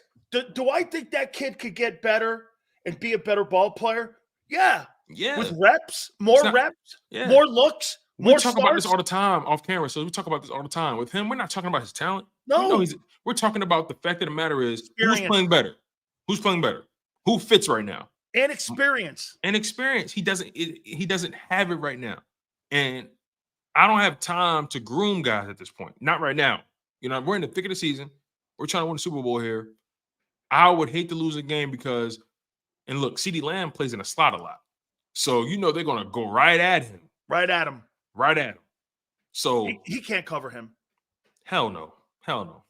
CeeDee Lamb will go for 200 yards. I'm going to ask you one more time. Who's the MVP of the team again? Is it Brown or is it Carter? I mean, I'm not being moved off that. So I'm still going AJ Brown, man. I'll tell you what, man, your defense looks another. They look bad yesterday. I ain't gonna lie. Listen, all right, I'll put it to you this way. Right? Everything you say about Jalen Carter is absolutely and unequivocally correct. Everything you say about him is correct, right? Everything. But I just lean towards AJ right now. Maybe it's because it's flashier. I'll be honest. Look, maybe I'm biased, right? It's flashier. But, like, I will never discount what Jalen Carter does for that Philadelphia Eagles defense. He makes them easily better. He makes the passers better, run defense better. And maybe because you're a defensive guy, too. You're a defensive guy as well. So you kind of got a soft spot for the DTs. You know, very good. I didn't think about that. You're right. I do. I'm very biased towards DTs. Fair enough. Yeah, okay. Probably. You hate receivers, so defensive guys hate receivers. All right. Okay. Probably very true. Okay. I think A.J. Brown got better than last year. I don't think the Eagle offense got better from last year. But is that an A.J. Brown issue or is that a play calling philosophy issue? And I think that's I don't know. You tell me. I think it's a philosophy issue. I don't think it's an A.J. Brown issue because A.J.'s not calling the plays. What's happening is they're calling the play. A.J. is open. He's getting the ball. He's producing. I can't get mad at him for being great at his job. But what I can do, I can't get upset with the way the balance or the lack thereof is going on in the play calling, right? And again, certain games dictate what you can and can't do at times, right? Sometimes a team's going to stack the box on you, and it's just not smart for you to run the ball in the stack box. That's what the Commanders did. But again, as far as the MVP talk, man, AJ Brown, man, he's just been electric. Like it's when you like that one hand grab was just something like out of a goddamn comic book. Man, right? You love fantasy football, boys. I like yeah, you love that. See, to me, you take Davis or an injured Davis, and you take Carter off that team, you're not beating Dallas. You take AJ off that field. What's that about? You take AJ off that field, you still are beating Dallas. You think so? Yeah. I don't know. That's really hard to say because AJ is such a big part of the offense right now. You don't have the best O-line in football. And on top of that, he's such a physical presence. He's a game changer. He's a game breaker. Man. He's a game changer. You know what I'm saying? He's literally unguardable at this point right now. He's hot. You said something earlier. You said, he's just feeling it. He's feeling it. Oh, he is. And sometimes when you're just feeling it, man. But no, ultimately, on that defense side of the ball, it's so funny. I do play fantasy every year, but I never pay attention to my lineup at all. I kind of just get into it just because my friends say, "Hey, we're doing it this year." I put the money in the pot, and I kind of go away for several weeks. I'm not really into the whole. I pay more attention to like the actual physicality and nuance of the game. That's what I more so care about. Fantasy talk is more so, again, all the numbers and stuff. You debate that with your homies and all that. But the reality is, I'm not going to deny that trenches win championships. You know what I'm saying? O-line, D-line, that's the reality, right? There are more teams that have had dominant trenches that won Super Bowls than teams that have had dominant wide receivers. So I understand how that dynamic works. It's just hard to ignore what AJ's doing and how he's helping them win games and how clutch his performances have been. But Jalen Carter, man, matter of fact, Hassan Reddick, this dude is like, bro. He's did you know he leads the NFL right now with 11.5 sacks? And let me frame it like this: Hassan Reddick leads the NFL with 11.5 fourth quarter sacks over the last 2 seasons. There's no edge rusher, there's no DT, there's no D lineman, there's no one in the game right now that has more fourth quarter sacks than Hassan Reddick over the past 2 seasons. He is a legitimate weapon in clutch moments. That's what you call a clutch performer. That's a pure pass rusher. That's absolutely a tremendous trend that he has where I said the same thing watching the game, and I saw him get that sack in the fourth, and I'm like, man, when you got a guy that could put an exclamation point on a game like that, I can't tell you the value of having something like that where you just close out a divisional game, a hard-fought game, an NFC game. Home field is being battled for now. There's positioning on who's going to host an NFC title. I mean, all of that, and you get a sack like that on a guy who was torching you the entire game was just absolutely a special moment there. I want to throw this at you, too. Yeah, sure. I'm going to keep asking you this question. Oh, yeah. What's up? You really think that, T.O. or AJ?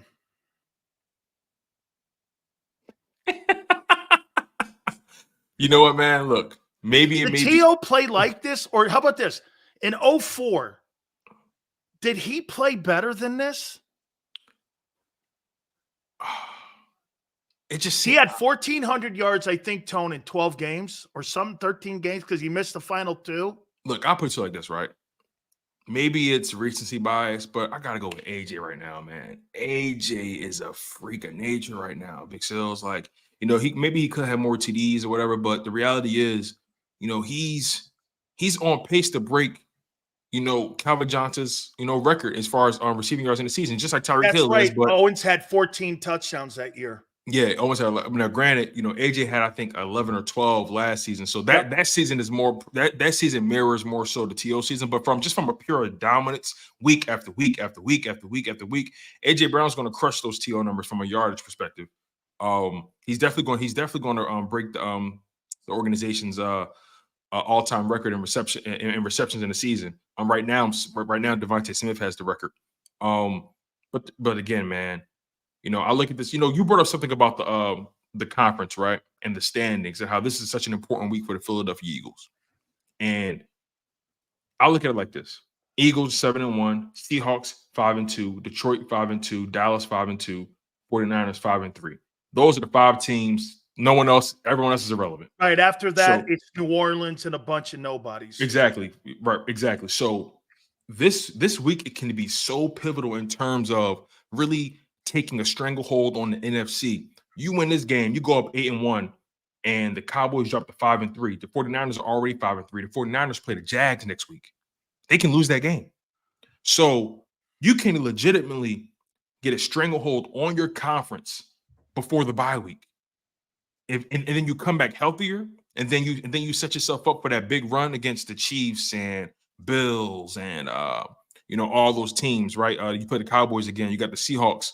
They have a legitimate chance to give themselves some cushion if they beat the Cowboys this week. This game is so crucial because if you lose, now you're 7-2. Dallas is 6-2. You dig what I'm saying? So this is such an important week for the Philadelphia Eagles, and I think they understand that in the grand scheme of things. Cue ball, I saw that about the linebackers. It's been an ongoing situation the last 3 years, actually, in them covering anybody, and there's always had issues. Even last year with TJ Edwards and with Kaiser White. Yeah, it was still a struggle for sure. It was still a struggle in covering. I ranked them like this, Tone, in the NFC. And I did throw New Orleans in just because I don't think there's anything. I mean, New Orleans is underachieved at 4-4, in my opinion. Seattle at 5-2, 5. Did we overvalue Derek Carr? Did we overestimate him?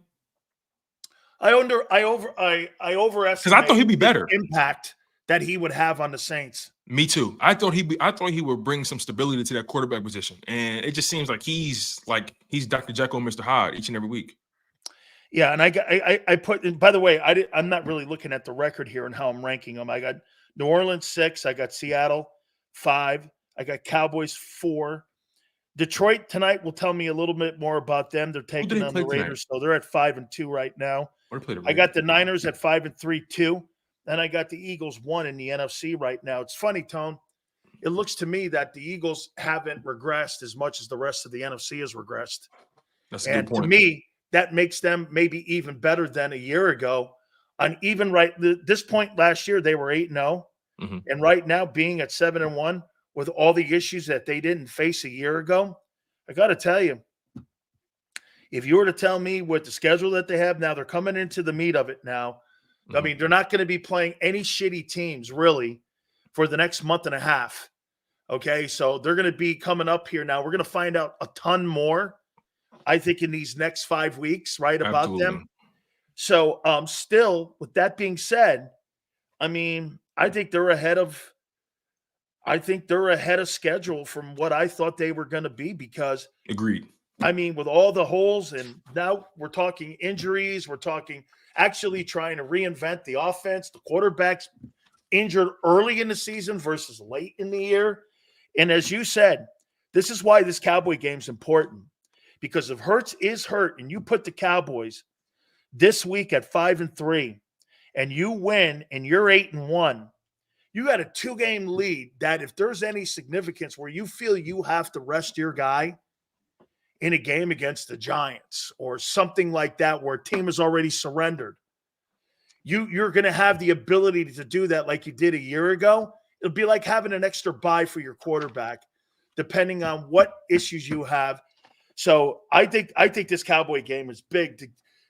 I think, get as big a lead as you can. I'm concerned about Seattle.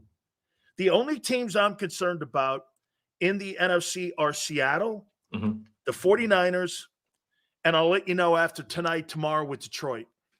Yeah, Detroit should win this game. Honestly, the Raiders are kind of imploding on themselves. Like, this should be a game that they should really not struggle with. They should, in my opinion, they should honestly dominate it. But ultimately, you're right, man. I think the Philadelphia Eagles are ahead of schedule. Like, there was a point in time where, I didn't necessarily have them. I had them having a couple more losses prior to being 7-1. You know what I'm saying? Like, honestly, I thought they would drop the Dolphins game. I thought they would win the Jets game.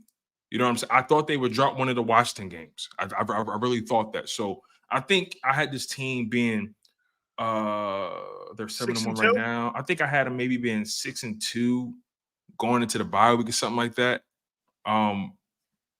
But man, you're right. I think it's so funny. We talk about, all the different teams in the NFL and what the Eagles are experiencing right now, the inconsistencies in play calling, the red zone struggles, the turnovers, and all those things are very true, and all those things have to be cleaned up in the long run. But when you actually watch this team and how they've conducted themselves and how they've always been prepared each and every week, yes, they have a loss against the Jets. Should never happen, but it happened. I look at a team that potentially can probably actually win it all this season because of how everything went last year. They seem to be one of the more battle-tested teams right now. And despite all the struggles, they still have this unique quality, this unique trait that propels them to wins. They were down double digits in that game. They were I can name off a few games where they were down double digits this season, and they found a way to. They were down 17-10 in both games. Yep. They were down 17-10 in both games. I think they were down in that Rams game too at one point. They were down in that Patriots game at one point. It's just this team, regardless of the circumstance, they have this unwavering belief that they can win every single game and they don't overlook any opponent. I think that's a skill you need to have in terms of, look, every game's not going to go your way. Certain things are going to happen. How do you respond? Can you stay diligent? Can you stay focused? Can you stay poised when things get shaky? You played this game, Sills, and I'm pretty sure you've been in games where when you thought it would probably be maybe a little bit more. Maybe you thought you guys would have more of a handle on it than you thought, but a game is kind of pushing you to your limit. But you still have this unwavering belief that we can beat anybody in any given situation. I don't care if we're down 10, 14. We can beat anybody. And that's the kind of feeling I get from this Eagles team. You get into a game and you prepare and you game plan, and your coaches put you in a game plan because of all the coaching and due diligence and all the film and all the trend work and all the trend books, the playbooks you get.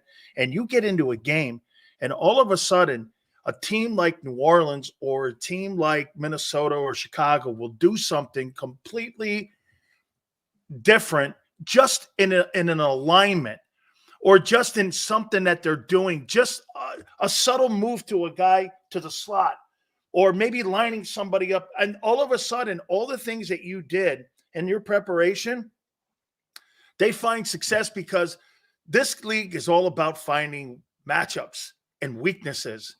And what they do is, that's why it looks different every week. You can think you're better. We talked about this in the New England week.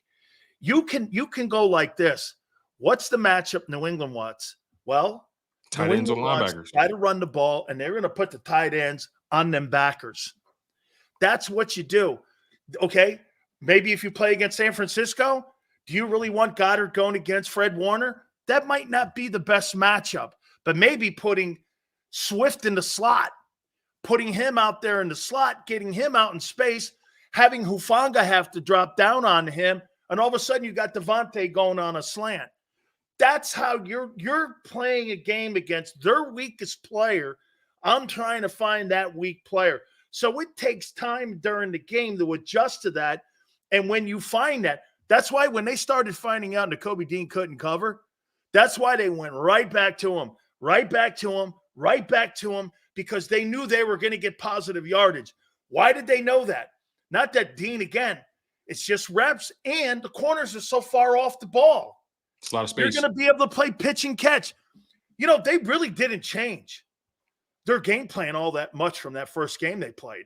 No. And then on top of that, this defense is predicated on forcing or expecting the opposing quarterback to make a mistake.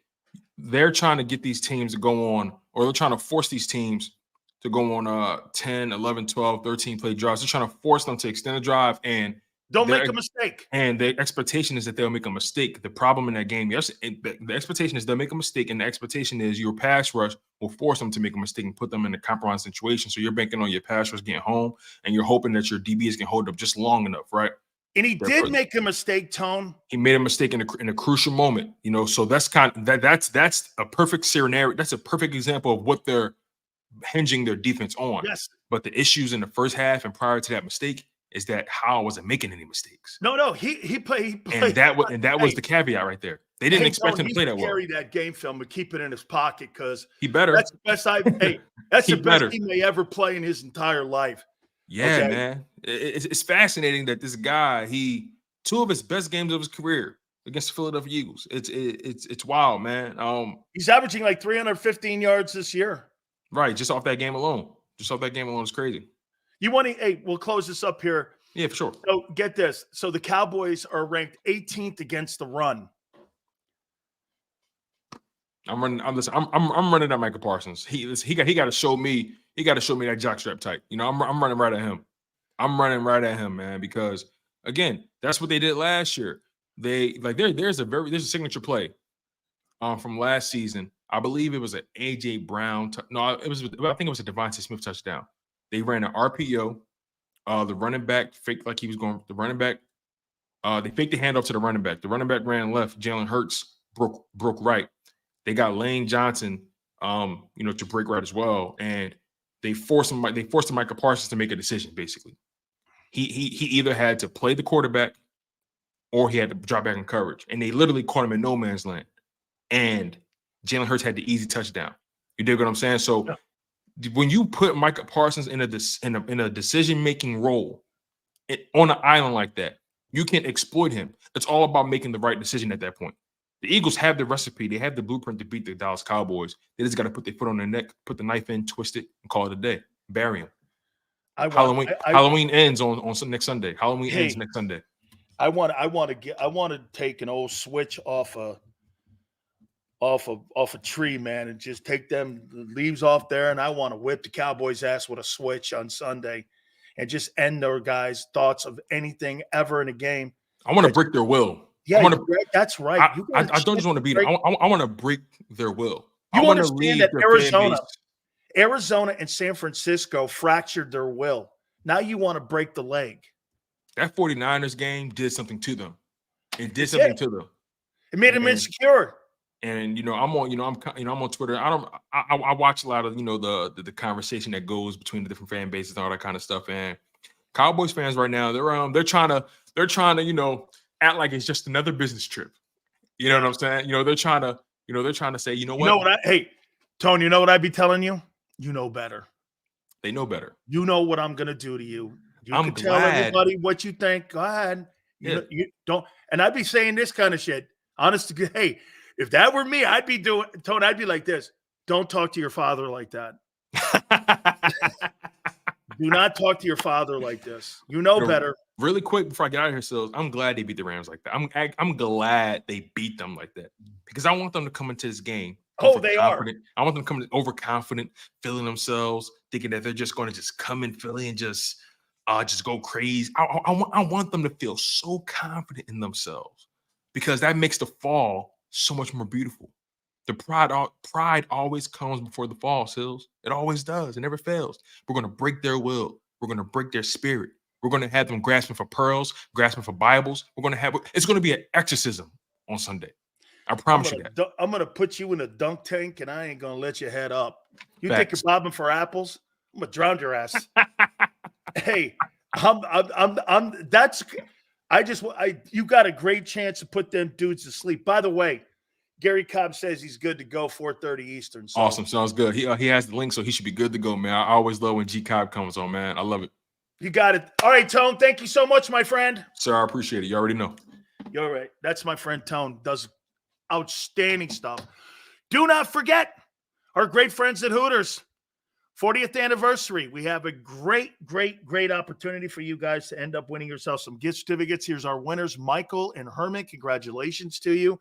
Here on a Football Monday, we'll start it up tomorrow with our gift certificate giveaway. But if you're going in tonight to any one of the locations, all the way from Rhode Island through Jersey, all the way down to King of Prussia, please do us a favor and go into any one of the locations. You can go to northeasttutors.com to find the location nearest to you. If you don't want to go in, HootersToGo.com, that's the app.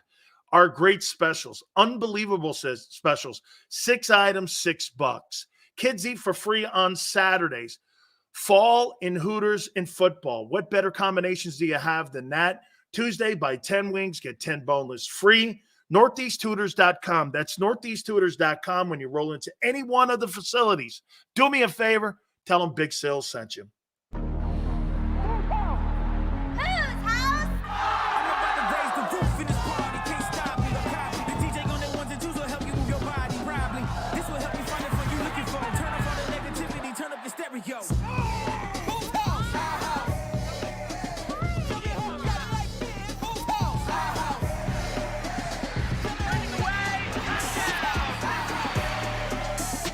Football and Hooters, the perfect pair.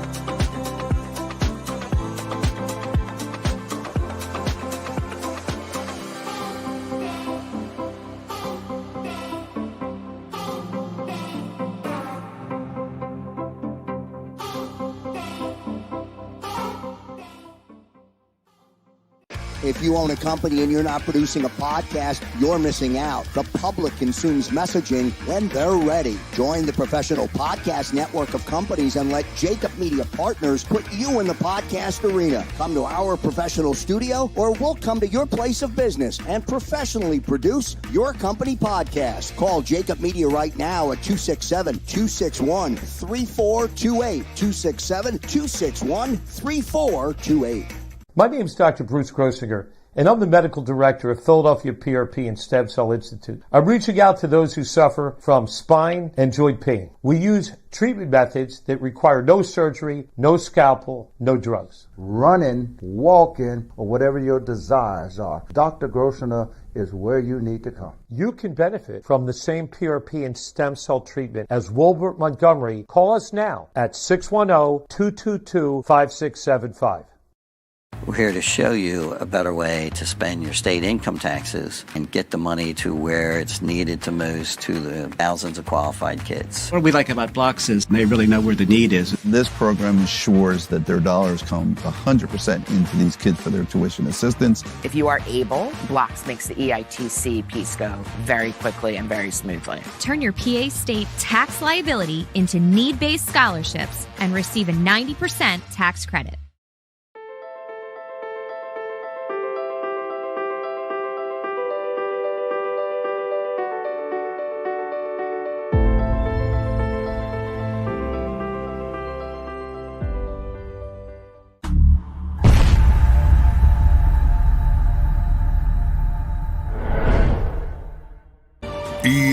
EAGLES, Eagles.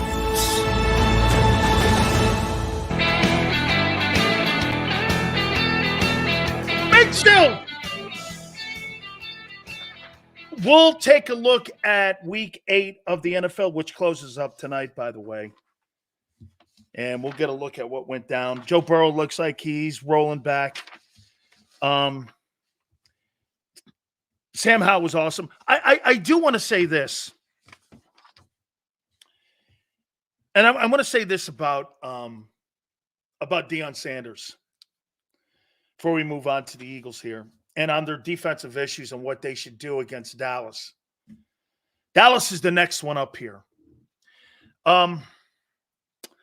So for Dion Sanders to come out this morning and blame the offensive line for his kid getting hit the way he got hit this past weekend against UCLA is ridiculous. You knew going in that the Colorado Buffaloes coaching And you knew that the coaches were in an uphill battle with the talent that you had in the offensive line. But to blame the kids' poor play and being hit on poor offensive linemen, you knew that. And you know what he said? He said this, I need better guys in here. A head coach of 19 and 20-year-old kids is out there saying that my kids suck and I need better guys for my kid because my kid's getting killed. And you know this already. How do you look at that and say that it can't just be about you and Shador? It can't be. It's got to be about you and everyone else in the building. Your kid benefits with you acting like a coach and him acting like a teammate. It makes you come off like you're better than the rest of the people in the building. That's a poor look, dude. That's a poor look. Is it really about you and your kid, or is it about Colorado getting better? He's not wrong, but to publicly throw your kids, your 18 and 19 and 20-year-old kids, under a bus because your kid sucked out loud against UCLA, and he was pummeled. He didn't say anything that wasn't true. But you win and die as a team. And for him to do that just shows you a little bit of his inexperience on being a head coach. Because right there, that's unbecoming of a head coach. That's totally unbecoming. You don't throw kids under a bus because your kid sucked. Even if it's true. Totally uncool, uncalled for, and wrong. So those kids, when they play this weekend, now you got the head coach saying, I'm not good and I'm no good and I'm not going anywhere. And by the way, if any of those kids had aspirations of playing in the NFL, you can kiss those goodbye. Head coach says you suck. You ruin a kid's dream of trying to get an opportunity of playing in the NFL. And get this, it's about his kids' numbers. And what about the other offensive linemen that are trying to play in the league too? Your head coach, on your current head coach, telling everybody and all the scouts, this is the shit that happened to Jalen Hurts. He's not good enough. He can't read defenses. Ask Jalen how that felt. Ask Jalen Hurts how that felt when a coach said he couldn't read defenses. Okay? I ask him. Look at this dickhead, Keon. There's a difference between an 18 and 19-year-old kid who's in college and a guy making $8 million in the pros. Okay? And a kid has no chance, or maybe the slimmest chance of trying to reach the NFL. Okay? Sticking up for his players. You don't need to stick up for me. I make $20 million. Worry about yourself, guy. We all get paid here. So you thought it was okay to hurt a kid's opportunity to become an NFL player at the expense of someone else. That's unbecoming, Dion, of a head coach. And I'm your biggest fan. I'm a fan. I am. And I don't have to quantify my take. All I'm saying here is that guy, in my opinion, throwing 10 to 15 to 20 kids under a bus for his kid and hurting their draft status to help his kid's draft status, and that's all that is uncool and not a good look. It's the first time I've actually disagreed with the whole thing. And by the way, they don't run the ball up there. You know why? Because they don't want to.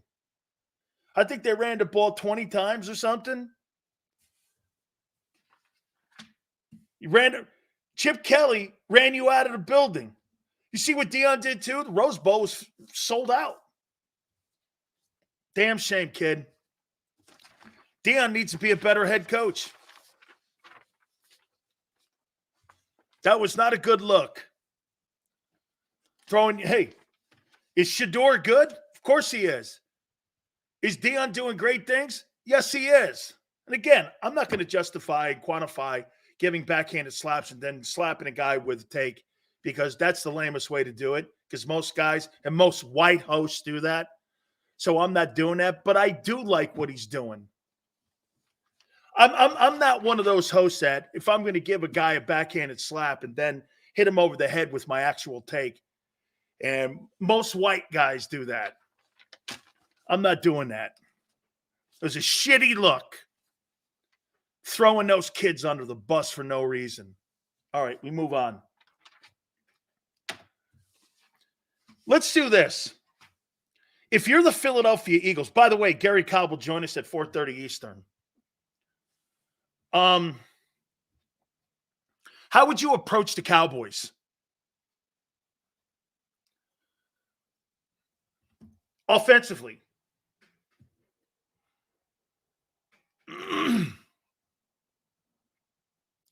Can't speak the truth about a man or you're a racist. Hey, Josh, I say, you know what I say to that? I don't any longer hide under my desk to those. And I'm not saying you're saying that, but it's true. Yeah. Criticize anything. You're a racist. When sports, it's nothing to do with it, really, in a way. Okay? I would say that about anybody throwing their kids under a bus. Anyway, what do you do to Dallas?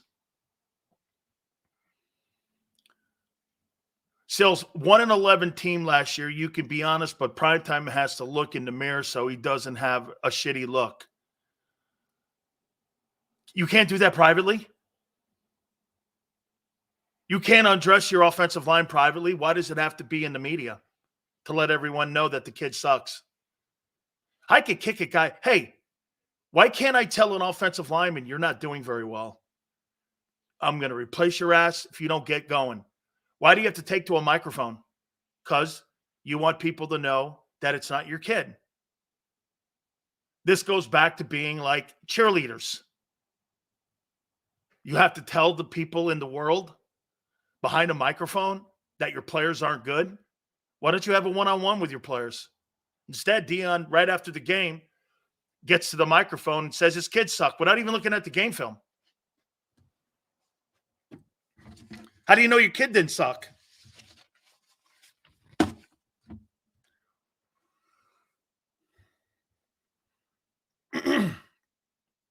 Okay, run the ball.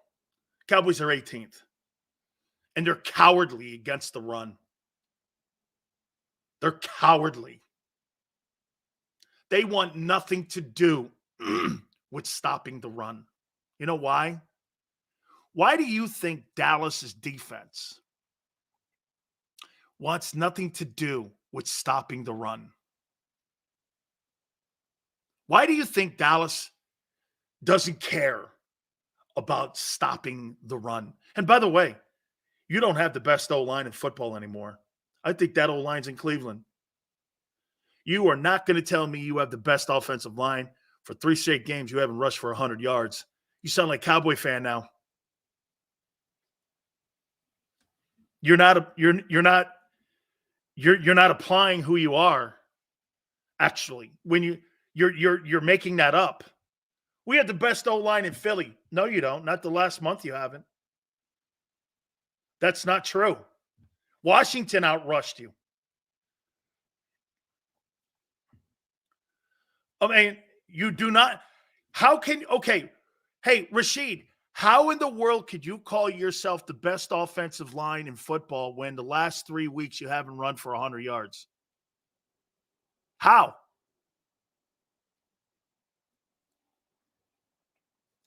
How can you call yourself that? For almost a month, you haven't put up a 100-yard game. No, it's regressed because you've gotten away from it. It's like you don't want to run the ball. Juergens is going to be the linchpin in this thing? Well, shit. The Sayamalo loss is a massive loss then. I thought you guys told me that this thing was going to be a plain and simple, just shift the center over. Okay. Here's why Dallas doesn't want to do and why you run the ball like the Cowboys. You know why? Playing the run is the dirty work. And what Tone said Cowboys are all about the flash, the sacks, the interceptions, turnovers. And when that shit ain't happening, somebody's got to go do the dirty work. And they don't have any dirty work players on that team. They don't have pail and shovel guys. You see, you got pail and shovel guys on that team, and they're coached that way. These guys are blue-collar workers in Philadelphia. You know what you have? Madison Avenue guys in Dallas, guys in suits. That's what you got. Okay? I don't know what it is, and Gary Cobb has played against the Commanders/Redskins a ton of years. By the way, tomorrow we're going to have on Jimmy Johnson at 5:30. Coach Wannstedt will be on Wednesday, and also Boomer Esiason will come back on with us. That'll be later in the week. So I got to get G Cobb in here, man, and get his thoughts and his takeaways on that game. That really saw the Washington Commanders pretty much kind of game plan. And I don't know, Sam Howell, man, I'll tell you this, G Cobb, if Sam Howell plays just the Eagles on a week-to-week basis, this guy's a $50 million a year guy.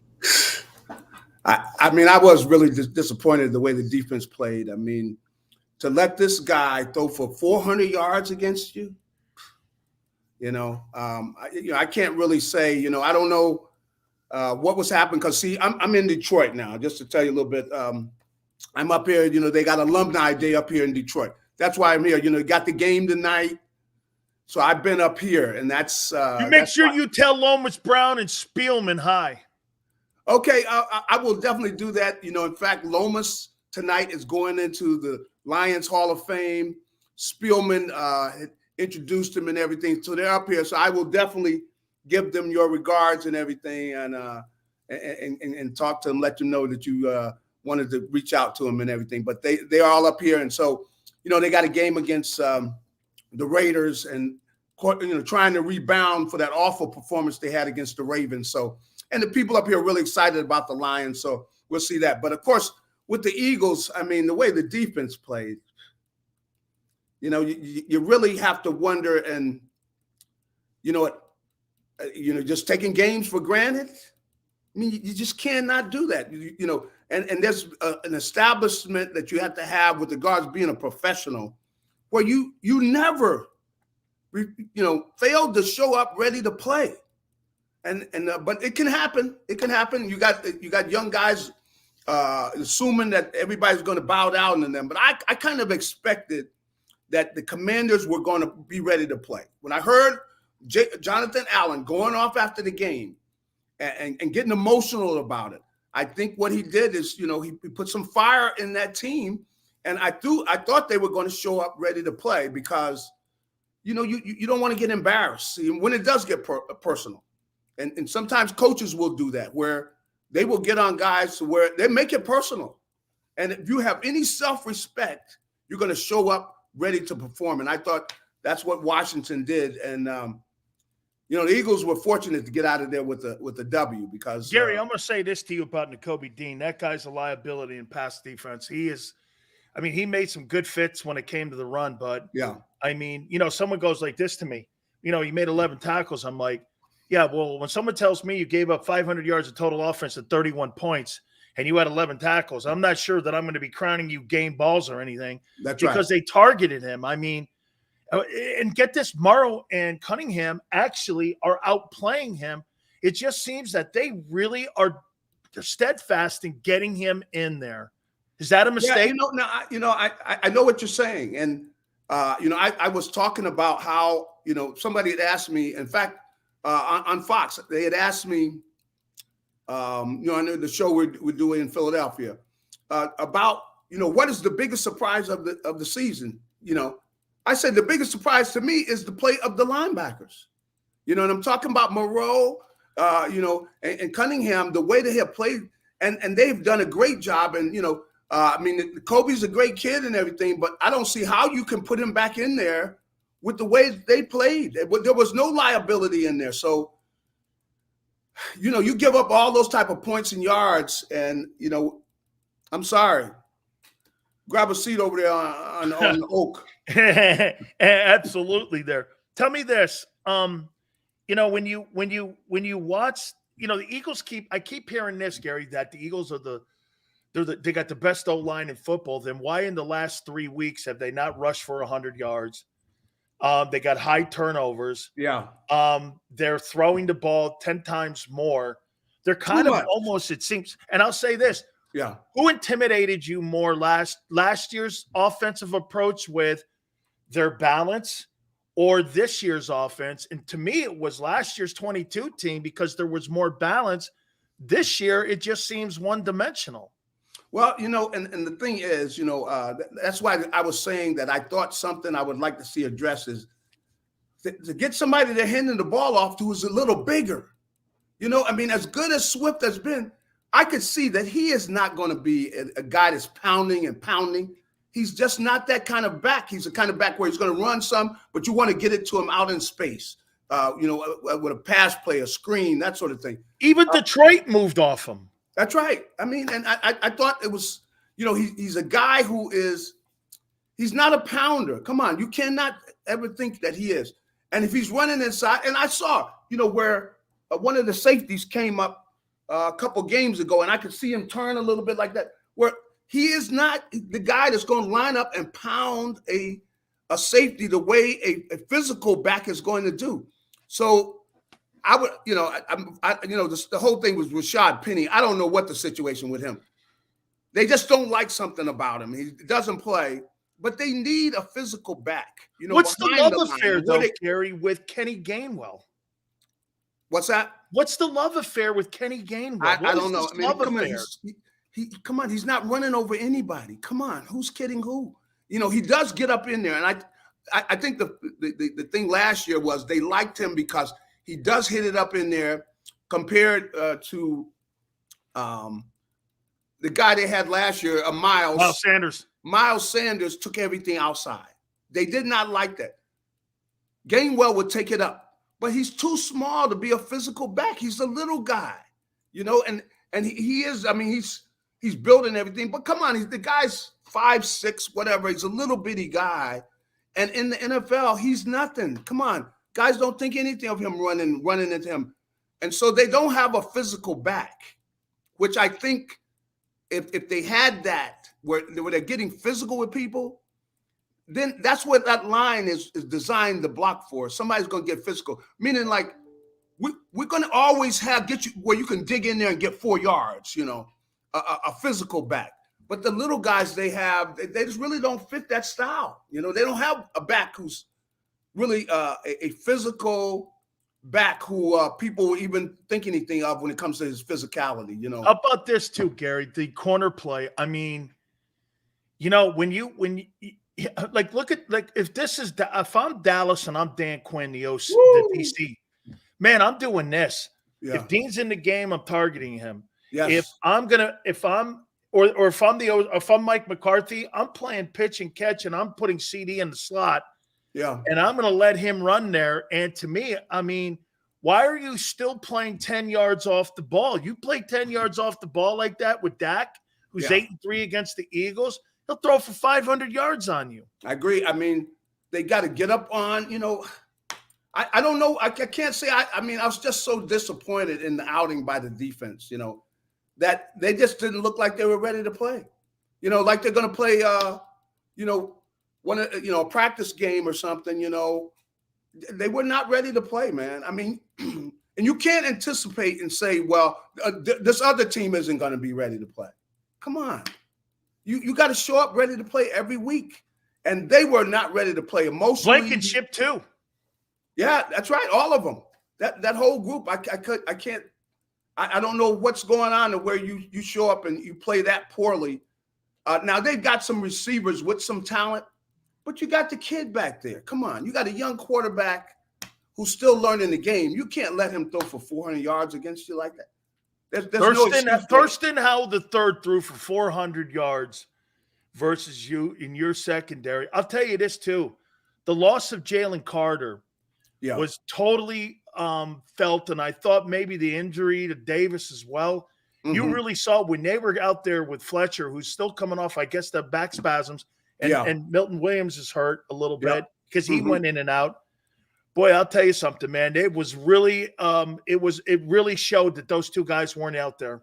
Without a doubt. I mean, they were really the key to what had me excited about the defense. The way those two were playing, Davis and Carter. But, with them banged up, you just don't have the same football team. And really without them really shows, kind of exposed our secondary. That if you're not putting pressure on that quarterback, these guys, I mean, they were awful in the first game against Washington. What is it that they have against Washington? I mean, they got some good receivers, but, I mean, they're not the greatest to ever play the game. But the two games they played against Washington this year, both of them were garbage, and they scored at least 30-some points against them in both of those games. I'm trying to think, Gary, of that pass rusher that you play. Is it Mike Coffey that you played with? Who was the end that played with you, the outside linebacker that rushed the passer when you were in Detroit? Oh, when I was in Kofor, Mike Kofor. Mike Kofor. Yeah. And now, hey, I get this stuff about Micah Parsons all the time about how he's LT. Yeah. He's not Mike Kofor. Okay, I mean, dude, Mike was a very underrated football player. He was good, man. Yeah, he was. The kid was an athlete. He was very good, and he played the run and the pass. See, that's the thing is he was smart, and he played hard and run all day. Man, that kid could run all day. Man, he'd get out and just run. When we would come in for after the offseason, you come into let's say summer training, and we had to run the 12-minute run or whatever. Yeah, man, you didn't want to be anywhere near him when you do that 12-minute run, man. Because he's going to make you feel like you're in no kind of shape. This guy's getting it done in 9 minutes. Hey, run all day, man. Hey, Gary, for you, I know that you have a lot of you love the fact that you're an Eagle, but the Lions gave you your start. Yeah, and you were not, for whatever reason. I don't know what happened. Oh, by the way, I hear you. Okay. I knew we were getting you, so I got a little Stanford Black Knights on here today. They sent it to me. They sent me some gear. Okay. And I said, here's some Gary Cobb, Stanford Black Knights. The actual Black Knights head coach sent me this. So I said, I get Cobb on. He goes, here, show him this. Okay. So from wherever it was and why you didn't get drafted higher out of USC to go to the Lions, but they did give you your opportunity and you became a 10+ year vet. I mean, that's got to hold something dear to you, being able to say that, Detroit gave you your start. Well, it did. And, and I was proud of what we did in Detroit. We had good defense. I mean, we had, Bubba Baker was here. I've seen all of them. I don't see them all the time. So getting the same, Doug English, Al Baker and those guys, we had some good defenses, and we went to the playoffs. And the thing is, we were playing the 49ers in the playoffs, 1983. We gotta, I'm the right up back. We gotta kick a 39-yard field goal, and San Francisco's going home. We got them beat in the playoffs out there. Unfortunately, we had a great kicker too, Eddie Murray, who was a Pro Bowl kicker, but he was wide to the right, man. Wide to the right, but we had them beat out there. But we had a good team, and we played defense, and we had Billy Sims. See, and Billy Sims was the original 20, and if he doesn't blow his knee out, that's right. I'd like to have seen what he could have done. I got to tell you a Bubba Baker story. Okay. So you know who Pizzulli is. He's another Stanford kid, right? That's right. Right. So Baker goes and plays in Cleveland. I've told some of these guys this story. Yeah. So they're getting ready to play. It was the drive game against Denver. It's the AFC Championship game. Mm-hmm. And Schottenheimer comes in the room. Oh, my God. This is going to be the greatest game. He just starts bawling. His tears are coming out of his eyes. He's giving the passionate speech. Hey, I'm your general, and I'm going to go and lead you into battle. Yeah. Bubba Baker looks over at Pizzulli and goes like this. Duck goes, he goes like this. He goes, damn, dude. I don't know about you, but I don't want my general crying going into battle. Does that sound like Bubba? That's Bubba. That's Bubba, man. he was back there just last night with the jokes. He never stops, man. But he's always been a lot of fun, and the dude could rush the passer. Oh man, you know what? If you look at the unofficial stats, they updated all the sack guys, and they gave guys sacks from 1960. Yeah, Bubba Baker's in the top 20. Along with Corey Bacon, that guy from Cincinnati. Is that so? They moved. Oh yeah, when they gave him all of his stats, they put him in the top 20 of all-time sack leaders. Is that right? I'm going to talk to him about it tonight. We of course got the game, but I'll be over there sitting next to him, and we'll be talking and stuff and having some good laughs and everything. But I will let him know that. But he deservedly, man. The guy. Oh, but I tell you, what he used to tell me, Cobb. You can have all my tackles, okay? He said, whatever tackles I make today, I'm going to give them to you because 1,000 tackles equal 1 sack. He was ready to get to the quarterback, and that's it, man. Look at, yeah, hey, repping Cobb today. That's it. Hey, sounds good. Gary Cobb, the legendary Stanford Black Knight, right there, that's it. Baby. G Cobb, have a great time tonight. All right. Make sure you tell Lomas and Spielman I said hi. Hey, I bet you Benny Blades is probably there. He is. He is. Yeah, make sure you tell him too. I will tell him, dudes, man. I will do that. Kevin Glover and all them guys. Hey, Kevin Glover's here. Because me and Glover were talking. Because I wore 53. He came here and took 53. So I told him, hey, he's a 53 guy. You my man. Now, did he have to pay you for it? No, because I was gone. I was headed to Philadelphia. See, I got traded. Had to go there and make some money. Gary, thank you so much. Enjoy yourself tonight, my friend. All right. Have a good one. You got it. G Cobb in Motown tonight for the Lions and Raiders, giving us his spin from Fox 29 in Philadelphia. Love G Cobb. G Cobb was a legend in Stamford, Connecticut. I was like, I've told you guys this before. By the way, do you know who his brother is?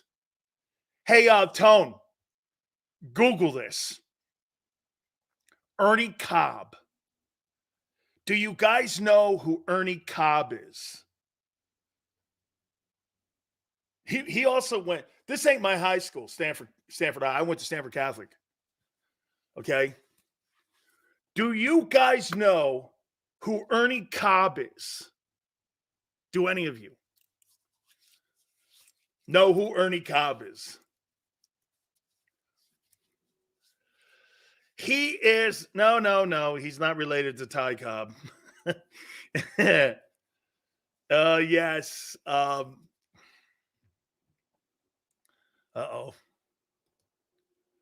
Boston College point guard. And point shaving thing. That's right.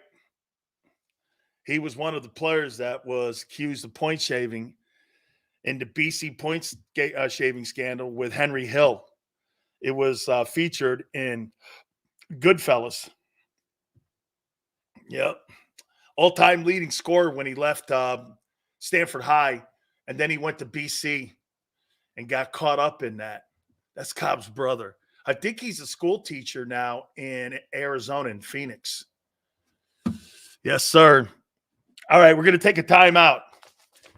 We're going to look at Week 8 of the National Football League. We'll revisit a little bit of the Commander game.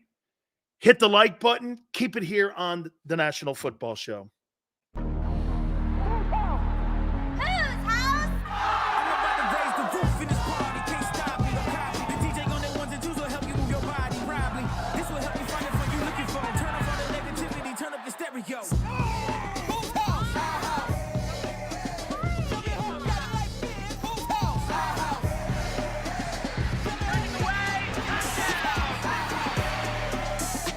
Football and Hooters, the perfect pair.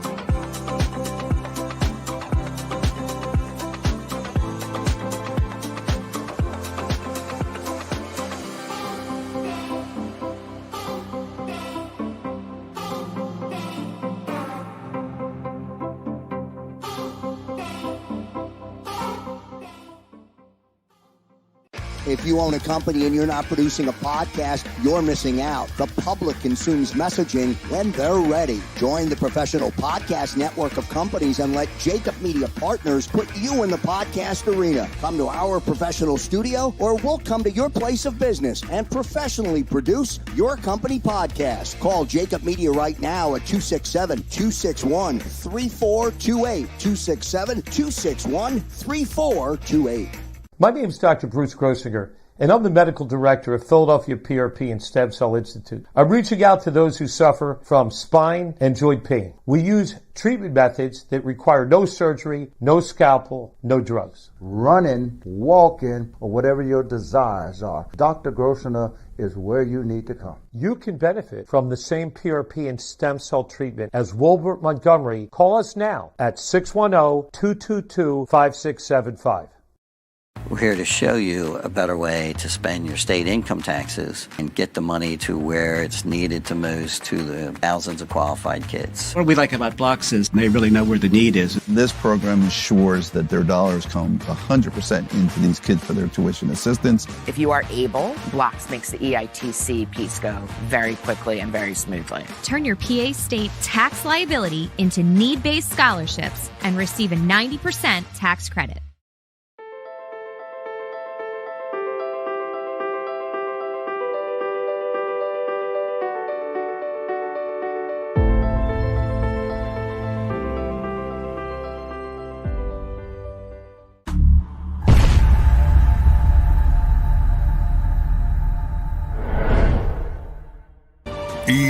EAGLES, Eagles.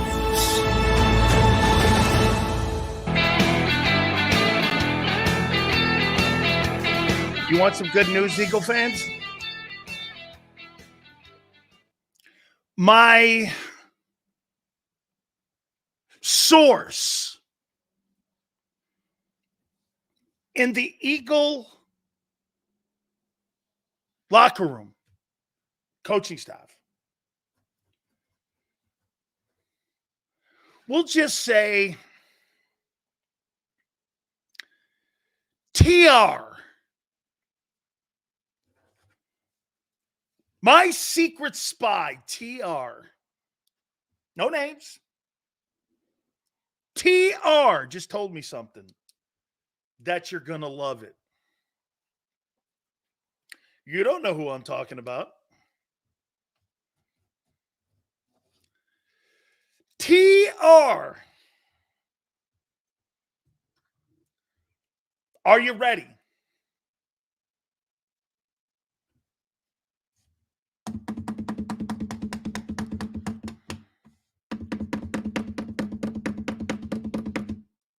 Jalen Carter will be ready to rock and roll for the Cowboy game on Sunday.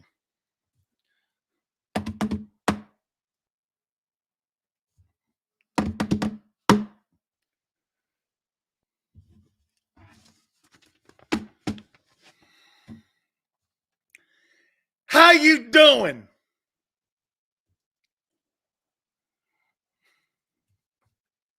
Yeah. Carter season, baby. Man, I love that guy. I told you since day one.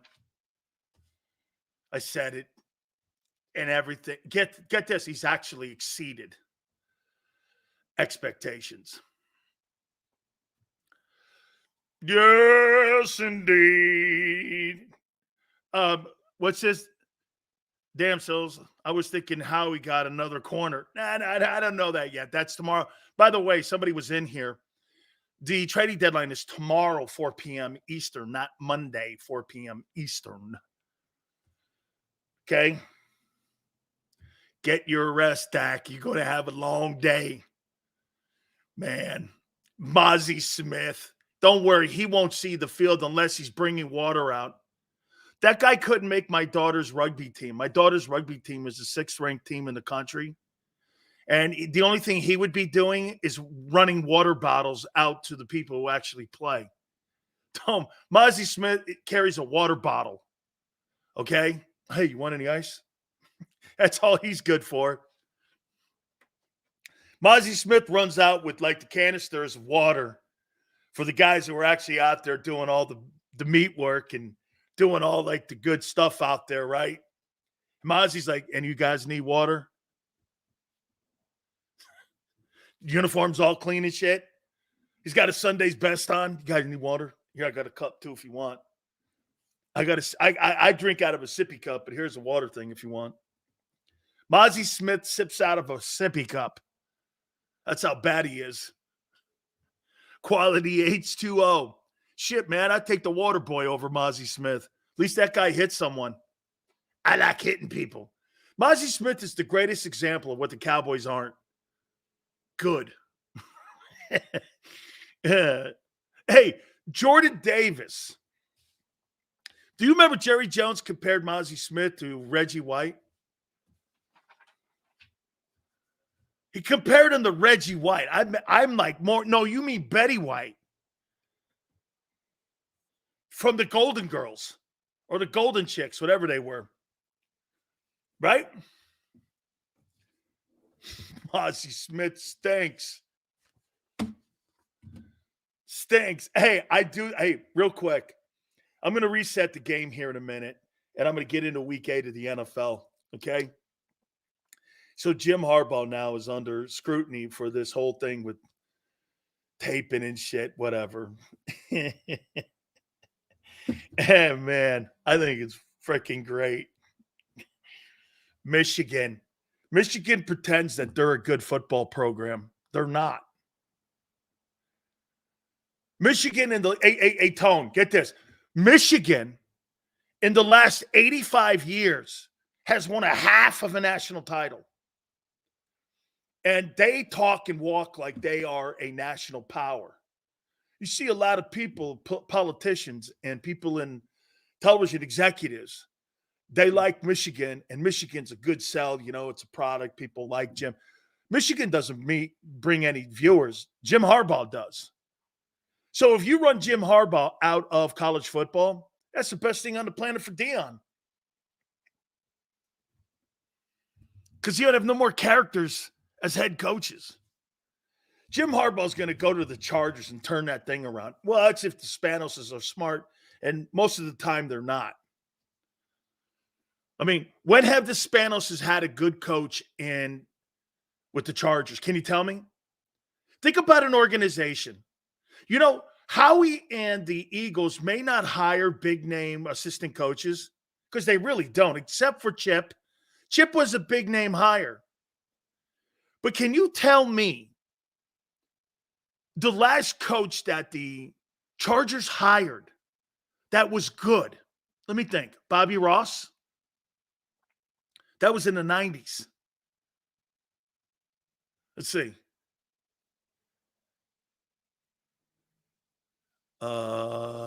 Marty Schottenheimer fired him after 14-2. Yeah, Steve, he went 14-2. They fired him. And they brought Norvell Turner in. Talk about a stupid organization. Totally the dumbest. And now you got, dude, no head coach should be named Brandon.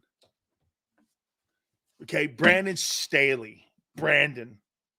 Okay, Brandon.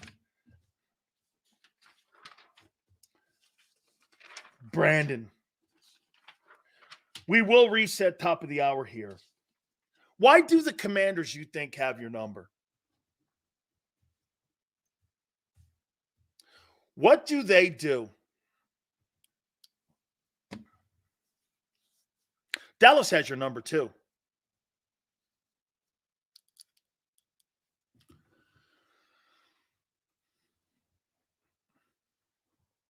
Dallas has your number too. Neil says unsure. You know why? They know what the kryptonite is in the Eagle defense. It's plain and simple to see. When you play a team like Miami, who you don't see at all, but every couple of years, they have no idea what your tendencies are.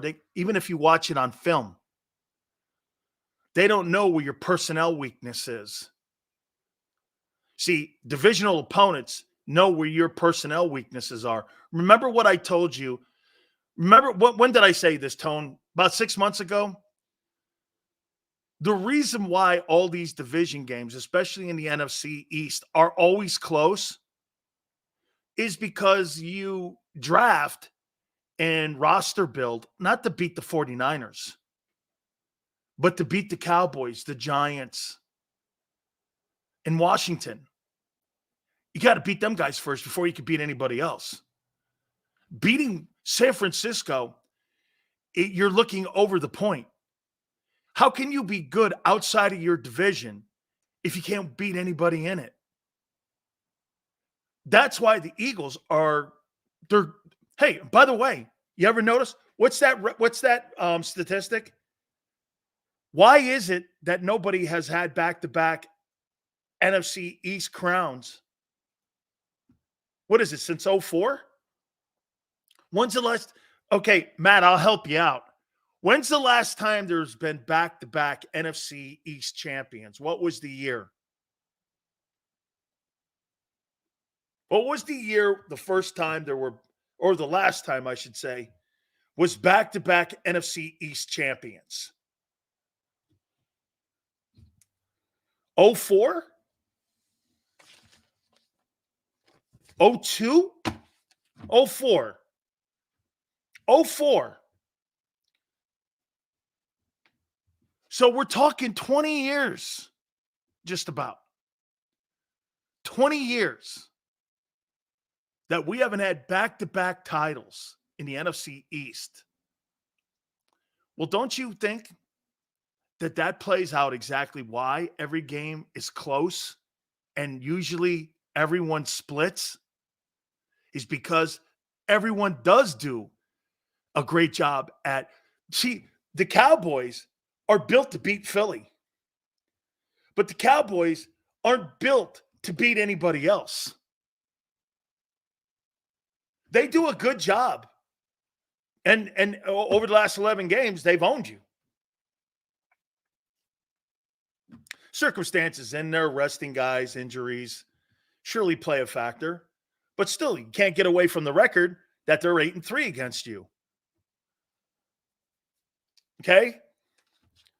So LJ wants to go back 25 years. Okay? 25 years. Yeah, I'm talking about kind of like right now also. Every one of those teams tries to do the best job they possibly can at drafting guys and roster building against the opponents that are in the division. That's why all these games are close. This Cowboy game, I don't know what really to think. Just an early look at it. Let's do this. How many people think the Eagles blow them out? And by the way, we'll talk more about it as the week goes on, obviously. Jimmy Johnson tomorrow will be with us at 5:30. How many people think this is a blowout versus Dallas?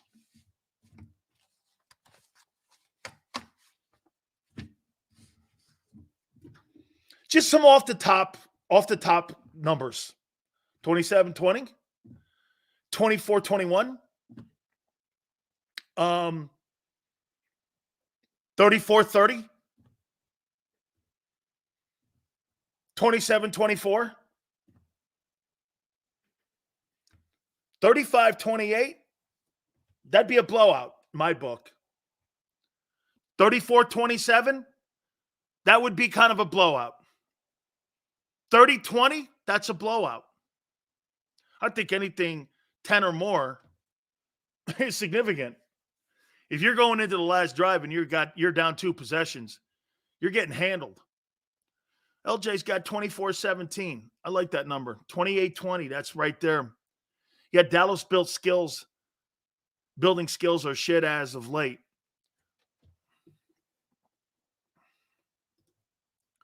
My tentative score prediction, 31-23.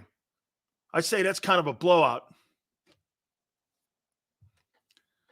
So does your defense – you think your defense holds back that Cowboy offense. Do you think the Cowboy offense is better than the Commander offense?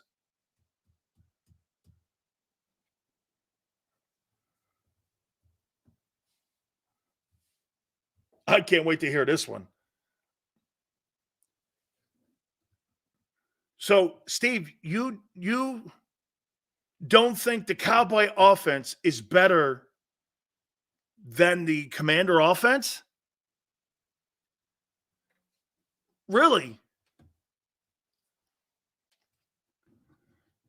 I would disagree with that. How about the toilet bowl? That thing was, we're going to talk about it. That thing was they have a better quarterback, O-line. I think the wide receivers are comparable. Boys' offense better. And I would say that the Cowboys' defense is not as stout, but has more pass defensive skilled people. Does it make sense? I think what is the one thing, again, you know the one thing that the Commanders have, and I told you the one thing they have that is very difficult for the matchup for Philly. If you're going to beat or you're going to have a shot to beat the Philadelphia Eagles, you have to have a defensive line. And if you don't have a defensive line, they're going to run you out of the building. That's what they did with Miami. They ran them out of the building because they didn't have a D-line. If you have a D-line, you're going to be in a game with them. The Patriots, beginning of the year, had a D-line. You have a D-line and you're pretty good across and you're stout across the front. You're going to hang in there with them for a while. And you're going to give them some issues because of the shit that's going on in the passing game because they're not as balanced as a year ago. Personally, there's no reason that game was, 38-31? There's no reason that score should have been there. And I'll say this to you. That game was, in my book, a 38-18 game, something like that. It should have been in that conversation, not what they're doing with the one-dimensional offense. They're a one-dimensional offense. They beat the Commanders with a one-dimensional offense. It's almost like they've completely reversed themselves from being the balanced offensive running attack team to going to the passing team, but they're accepting the turnovers more. So for them to get this is everything Doug fought. Doug liked the balance. For some reason, I think the injury also has played into the conversation here. Okay, before I take the time out here, I want to expand this a little more here. Okay, so for them to get their value of their $50 million with their quarterback, what they're thinking, they want to see what they see around the league right now. And I don't blame them in a way because you know why? If you're not passing the ball in today's NFL, would you not agree, everyone? If you're not passing the ball in today's NFL, you're behind the sticks. You just can't be a one-dimensional running football team. Tennessee tried that, and they're not going to go anywhere. That kid, Will Levis, the kid from Connecticut, I think he's from Shelton, Connecticut. He went to Penn State first, then he transferred to Kentucky. He looks like he could be something. Okay? So the Eagles are accepting these turnovers now because you know why they're accepting them? You're accepting them because you're 7-1. Okay, if that record was a little bit off, 5-3 or some shit like that, they probably wouldn't be accepting them as much. You see, they don't have to revert back to just being a one dominant running the football team anymore. Because you know why? They're winning. So they're living with the bad red zone, and they're learning to live with the turnovers that Hurts has. Styles make fights. Dolphins got a better offense than Washington, but Washington had better success. You know this. Yeah, they had better success because they have, in my opinion, their skill set guys are more physical than Miami Dolphins skill set guys. You think Waddle and Tyreek Hill are as physical as Dotson and McLaurin? I do not. That's why I don't really like the Dolphin wideouts. Hey, I'll get to that in a second. Hey, Sills, I was aware of this, but Mahomes and Allen also have 8 INTs. What's going on this year with the quarterbacks? It's a good year for defenses. It's a good year. It's a good year for defenses. You see, it's a good point, Lucius. Mahomes and Allen have 8 picks. Hurts has high turnovers. Those organizations learn to live with it as long as they're winning. And I think that's where they're going. If Jalen Hurts has 15 interceptions this year and he throws for 500 or he throws for 4,500 yards, maybe they were afraid of it a year ago, of the turnovers. But you do become one-dimensional. And you know what else you do? You change your identity. No one would ever confuse Kansas City at being a physical football team. That's not a physical team. A finesse team beat a physical team in the Super Bowl. But they're going to learn to live with the turnovers. Okay? Buffalo learns to live with the turnovers. Maybe, hey, Tone, think about this. Maybe this is what this coaching staff has had to come to grips with. Hey, if we throw the ball, what was the stat you threw out there, Tone, about Jalen Hurts? Here, get this, guys. So Jalen Hurts is on pace to throw for 600 attempts. Last year, do you know he threw for 435? You're talking like 150 more passing attempts. And here's the thing that they probably look at that gives them a lot of hope that they're turning this into a passing offense. He's still hanging around 68-4. Like I said, you have a guy throwing the ball 600 times, and he's completing 7 out of 10 of those balls.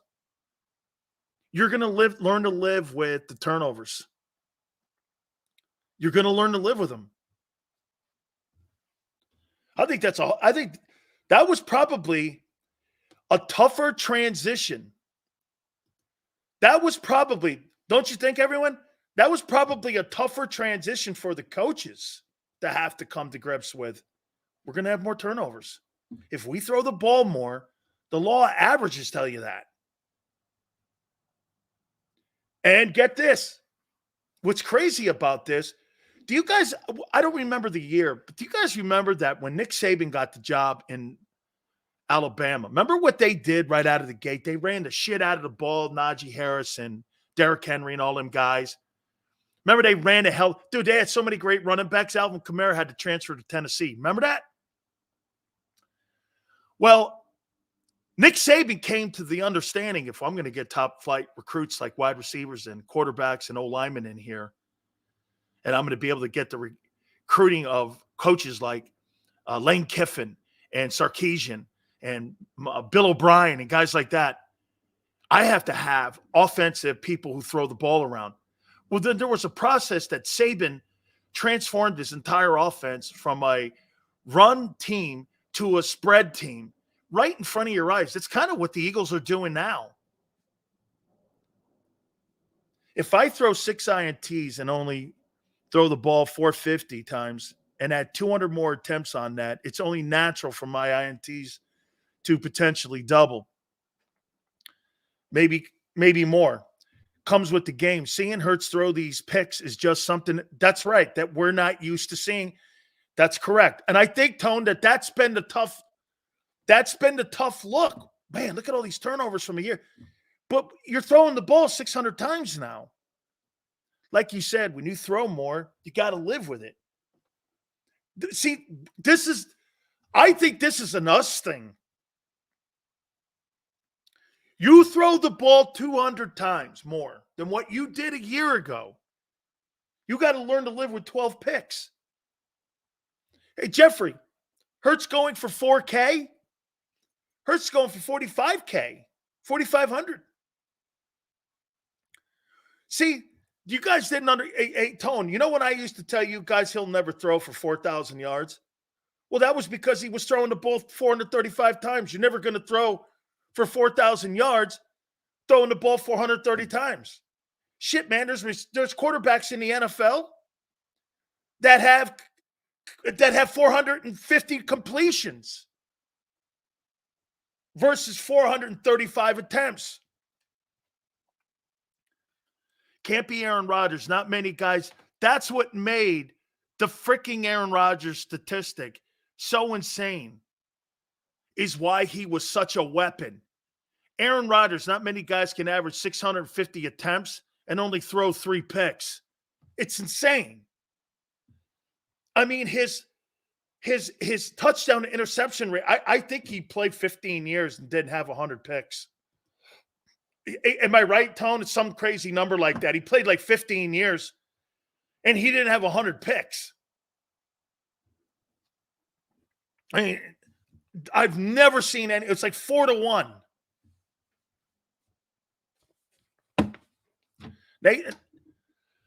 Nathan go spent 12 years building a line to run the ball. They want to get away from that, though. Hence, the attempts are more. Dude, this is not something I'm making up. Nathan, this is something they're doing. You see this, right? Guys, you see this. This is not an opinion. They're doing this.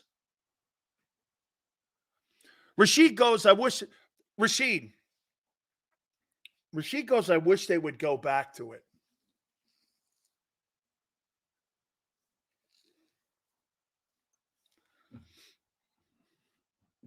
Wide receiver talent is too good not to be a passing team.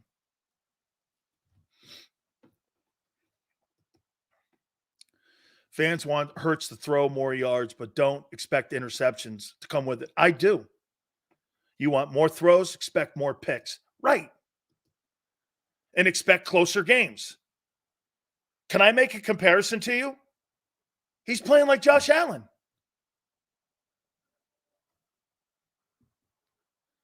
People consider Josh Allen the best arm in the game. Do they not? And he has high turnovers.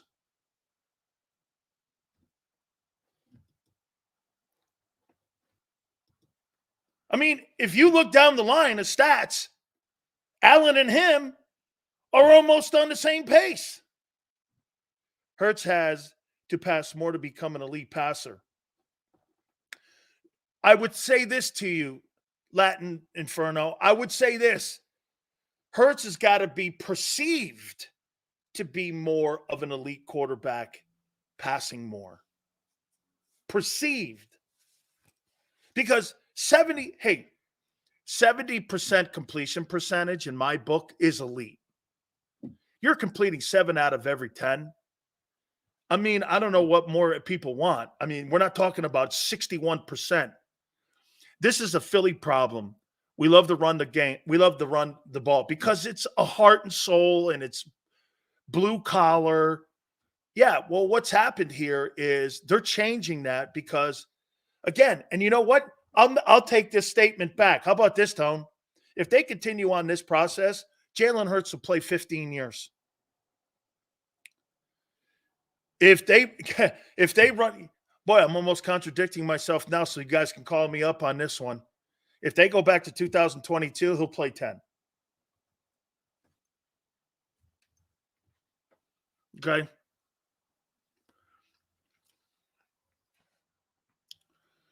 Ray, yet to be determined. I think they want defenses to fear Jalen's arm.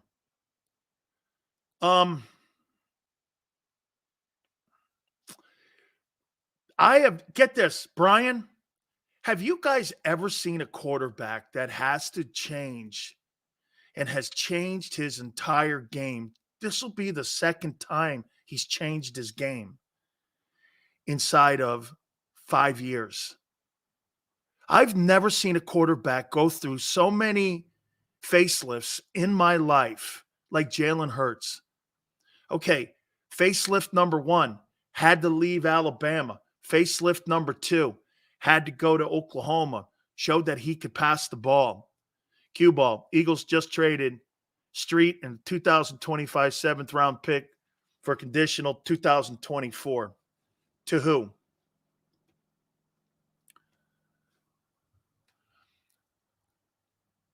Think about it. Hurts only ran the ball like 4 times and 6 yards versus the Commanders and still was able to dominate the game in the air and was accurate. Hurts is trying to break the glass ceiling. Yeah, well, look what he's doing now. what he was told he wasn't accurate. He's proven that to be different now. He's more accurate than Lamar. Falcons, okay. He's proven that to be more not true. He's a dual threat guy. Well, he's not playing dual threat ball right now. As a matter of fact, Jalen Hurts is over the last month has not played dual threat football.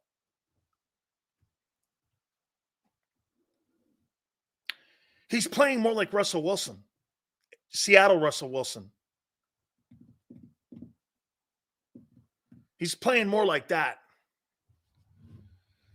Just a comparison. He's more like when Russell Wilson was in Seattle. Falcons are trading for some defensive help, bringing in Eagles DT, Contavious Street, and a late round pick swap. It's conditional 2024 sixth rounder if he plays at least 6 games in exchange for a 2025 seventh rounder. Okay. So what is Howie doing?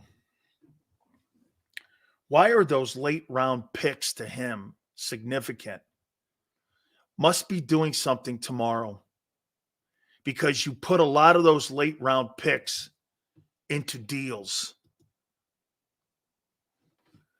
And you know what they help you with? Salary cap stuff. Like, you know what? It's an add-on. I'll give you a 4 and a 6 for this guy. I'll give you a multiple package deal. You understand what I'm saying? So it could be a significant name tomorrow. You make a trade for someone, 2, 3, 5, and 6. Sounds better on a trade. Who would that be? Would it be the kid Moss in Indy? That last update was very wordy. Here is a clear picture. Eagles traded Street and a 2025 seventh-round pick to Atlanta Falcons for a 2024 sixth-round pick. Okay. Yeah, he's setting something up. Surtain, way down the draft list for that. Way down the draft list. Let's see here. See, Patrick Surtain is going to be a 1, a 3, 5, and 6. Okay? And I believe he's in the last year of his rookie deal. So then, get this. I'll tell you what, though. This makes more sense now after that Commanders game. For Patrick Surtain, your corners are terrible, and you need replacements immediately. So, am I right, Tone? Say the Eagles end up winning the Super Bowl. It would be the 32nd pick. You can have that pick all day long for Patrick Surtain. You can have that pick all day long. Reminder, ATL, DT, Grady, Jarrett tore his ACL, so they needed some help. How he saw their need, it's setting for something up. It's got to be a corner. Ray goes too expensive. Ray says it's too expensive, a 32nd pick for Patrick Surtain. Why? Because Howie's a really great talent evaluator at corner? For a 24-year-old all-pro? You can't – I can't believe that Eagle fans value a first-round pick over a bona fide all-pro. Dude, it's like the stock – the draft is a stock market, whether the stock is good or not. Surtain is a bona fide, surefire superstar. His stock is value. All you got at 30, you don't know if Nolan Smith's good. Does anybody think Nolan Smith's good? Yeah, I do. Well, you have no proof of that yet. Shit, you don't have any proof that Dean's good. And he's a third-round pick. But you want to save these draft choices like your guy's exceptional at linebacker and corner, and he's not. You haven't drafted a decent corner in 20 years. Cam Jurgens is eligible to return from IR this week. Be determined on what kind of shape he's in, too. Okay? I'll take the player over the pick. Look how the AJ deal worked out. Really, think about that for a second here. That guy just said this. I'll take AJ over the pick. Do you think that the Titans are happy with that kid from Arkansas? What's that kid from Arkansas they drafted? That's supposed to be the replacement for AJ Brown. Who was that kid they drafted? Who was that kid they drafted?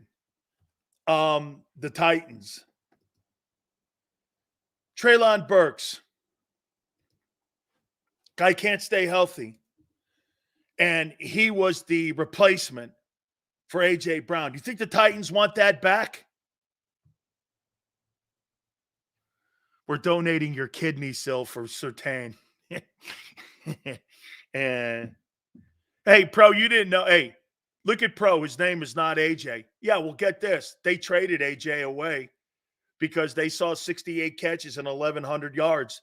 They didn't see him as the player he is right now. They not only misevaluated the player, but they didn't look at his value. Two things that got that GM fired. Eagles essentially get back a 6th-rounder. They gave up Byard's deal for a lineman that was hardly playing. How are we reloading on assets? Think about what they did and how that whole thing worked out. Howie traded a 1 away. Got A.J. Brown off a team that didn't want to pay him an additional $6 million. You look at his stats, they were pedestrian in Tennessee. 63 catches, 66 catches. They didn't know what they were doing with him. They valued Henry more. Shit, they valued Tannehill more. Shit, Tannehill got more money than Henry and A.J. Brown. That's why that GM got fired. That's why they got fired.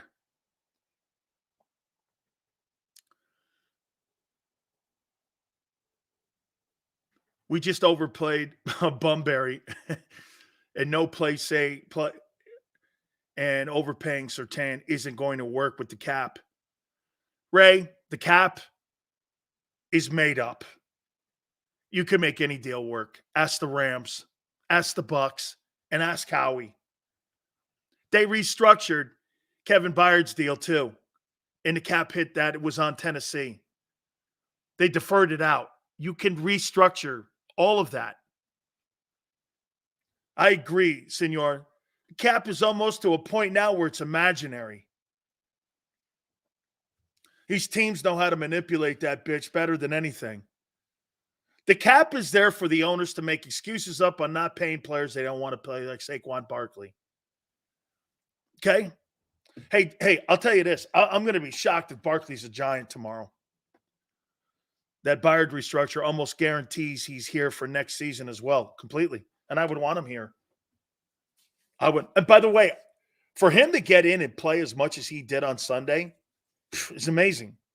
Shows you the skill he has.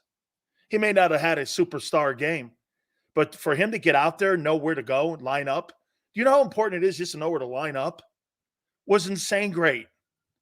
He will get in 3 weeks, that guy won't look like the same ball player. He won't look like the same ball player. Nathan, why would the Giants keep Barkley on the football team when Barkley doesn't want to be there anymore and the Giants don't want him? Why would they want to do that? Okay.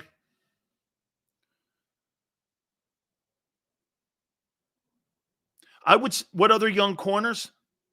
I'm not giving up at one for no one else other than Patrick Surtain. Now, the question will be, after what happened in Kansas City or against Kansas City, is Denver ready to put the white flag up? You know, you get a win like that against KC, it kind of puts a little starch back in you a little bit. And, you know, I don't know. And I don't know. Seals Gainwell's on the plane, was on the phone during the game. Doesn't that get you cut from a team? That can't be true. That can't be true. LJ, that can't be true. Kenny Gainwell was texting or tweeting. That can't be true. A tight game like that, I don't believe it. I don't believe it. It's very true. Nick had to address. He was pretty pissed.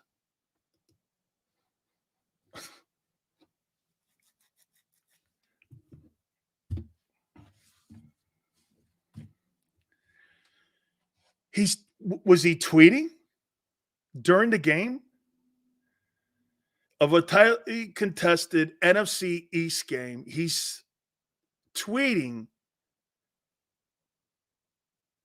during the game. Instagram.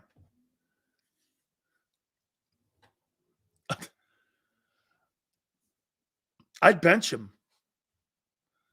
But then again, I can't bench him for I don't want to take him away from the Cowboy game. I would fine him. I would fine him and publicly humiliate him. Okay, I would let him know that that's unbecoming. Someone sent Gainwell a DM on Instagram telling him to play better, and he felt the need to respond at halftime. And Tone's like, what a dope. Holy cow. You respond to Johnny Nobody in Cherry Hill, New Jersey. Some guy writing you some stupid shit. Texting, fumble, trade.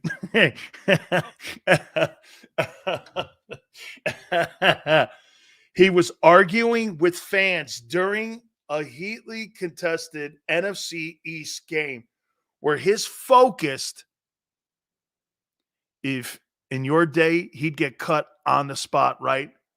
Hey, LJ, Jimmy Johnson's on tomorrow. Why don't we ask him? Send Gainwell in Arizona, NFL hell. Man, can you imagine doing something like that with Jimmy? Here, I'll give you a story, Jimmy. We had a kid, a tight end from Clemson, was a third-round pick. This guy, we had to run our 16-110s. He's running, and all of a sudden, he didn't complete them. He goes like this to Jimmy.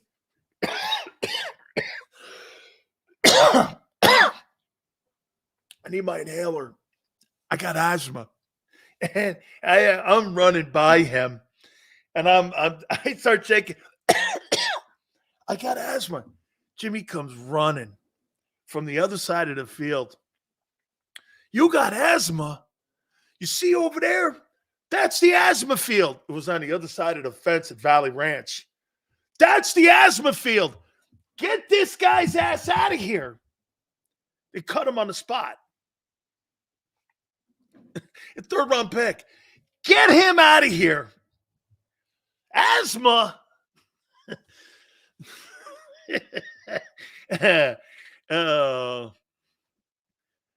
Asthma field is over there.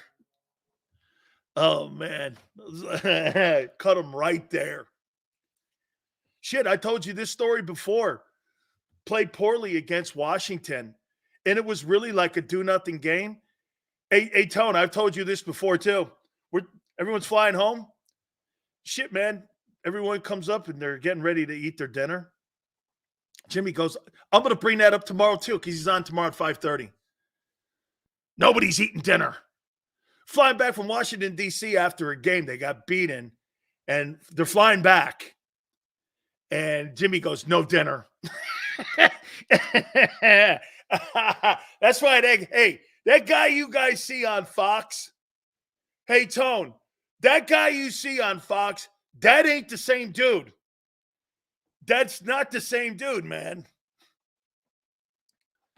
Hey, Sills, I did some digging. It turns out the biggest liability in coverage in that Commanders game was Bradbury, not Slay. Stats coming. Slay in coverage against Commanders, 8 targets, 6 receptions, 38. 1 PBU, 0 TDs. He lined up against 5 different wideouts throughout the game. Bradbury in coverage against Commanders, 7 targets, 4 receptions, 70 yards, 2 TDs. Yeah, Bradbury got killed. Hey, and by the way, didn't he limp in and off the field? Wasn't he like nicked up in that ball game too a little bit? So it's Bradbury walking back. You mean the guy you paid the money to in the offseason? Oof, that hurts more. At least with Slay, he took a $3.5 million pay cut. That's Jimmy trying to – hey, Neil, that's what my friends all say. Jimmy's trying to get into heaven now? Yeah. He's just trying to get into heaven. He don't believe in Santa. He don't believe in Christmas cards. He don't believe in any of that. Don't ever bring up Santa Claus around Jimmy Johnson. He don't believe in Santa. He does now for, I guess, grandkids and shit, but yeah, he don't buy any of that. It was really weird being around him during the holidays.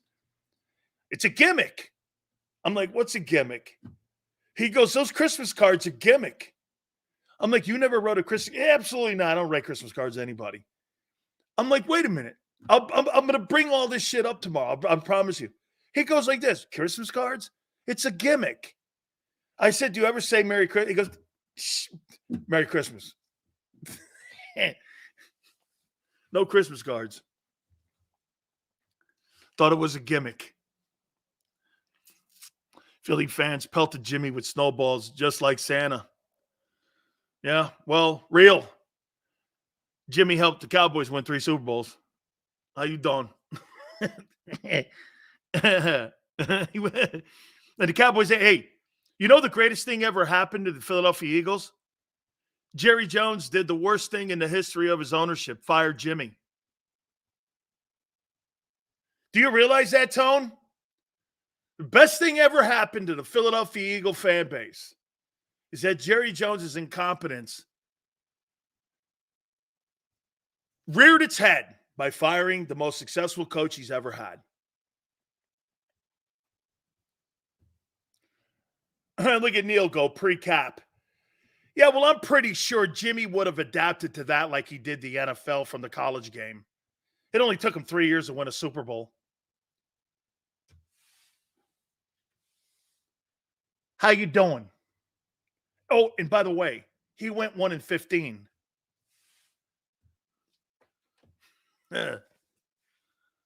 Guy goes from 1-15, 2 years later wins a Super Bowl. I don't know. That might be considered good. What's your thoughts on a cheap, experienced O-lineman like Dalton Reisner from the Broncos? Not the best, but steady. Who's the O-line coach up there in Denver? Who's the Denver guy? I can't think who the Denver O-line coach is. And you got to figure out, is Denver waving the white flag? Hey, Neil. Neil goes like this. Jimmy got 900 picks for that. Hey, Neil, you want to know why he got 900 picks? Because Jimmy changed the game. Hey,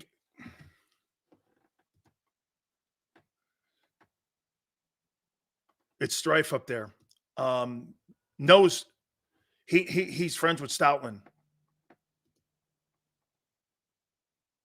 Yeah, he's friends with Stoutland.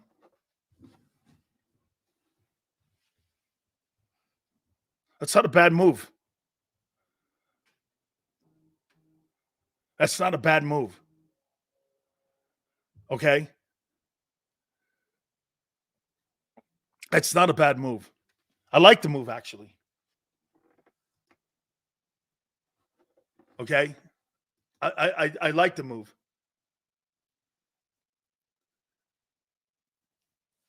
Denver.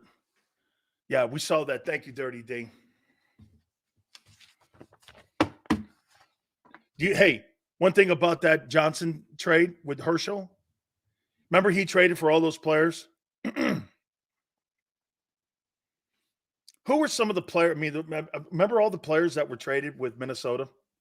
You want to hear something that back in the NFL they did? So he sent Herschel Walker to the Minnesota Vikings, right? Jimmy Johnson rolled in every single one of those players from that trade and told them, you'll never play a down in Dallas. Not one of those Minnesota Vikings ever played a snap for the Cowboys and for him. You know what they reverted into? Draft picks. Jimmy didn't want the players. He wanted the picks. So he knew every one of those players, because it was like a 6-player deal and plus some first rounders. Jimmy wanted the picks. Not one of those players ever suited up and played for the Dallas Cowboys. They all reverted into draft choices. Okay? Crazy great.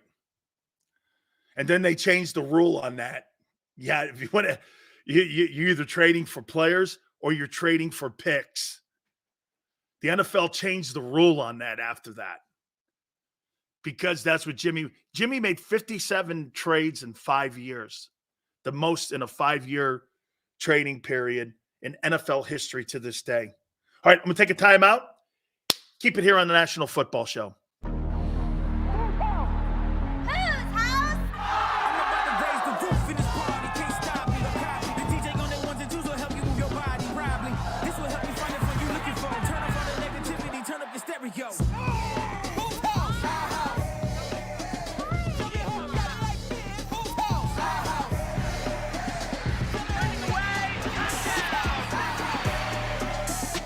Football and Hooters, the perfect pair.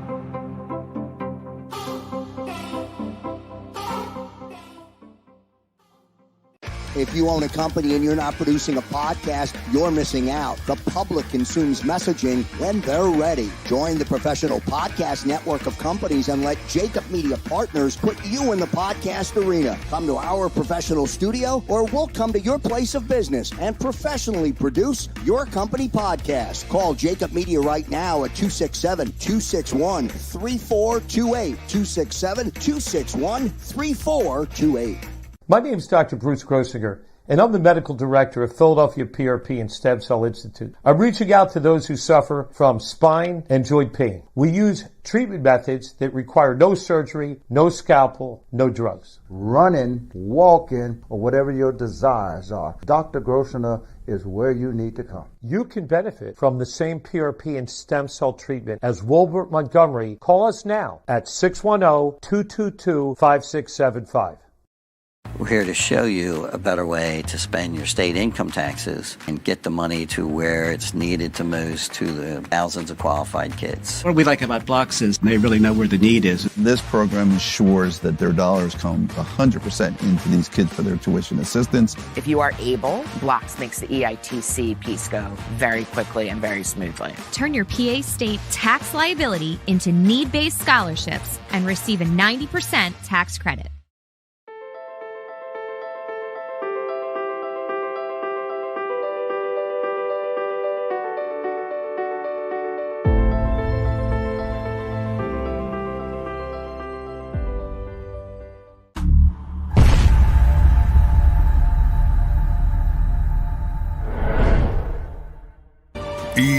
EAGLES, Eagles.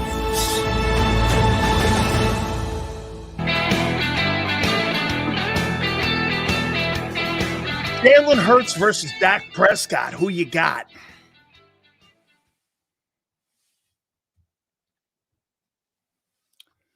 Who you got? Do I even have to look?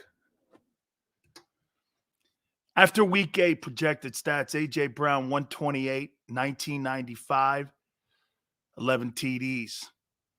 Devontae Smith, 83 catches, 10-24, 6 touchdowns.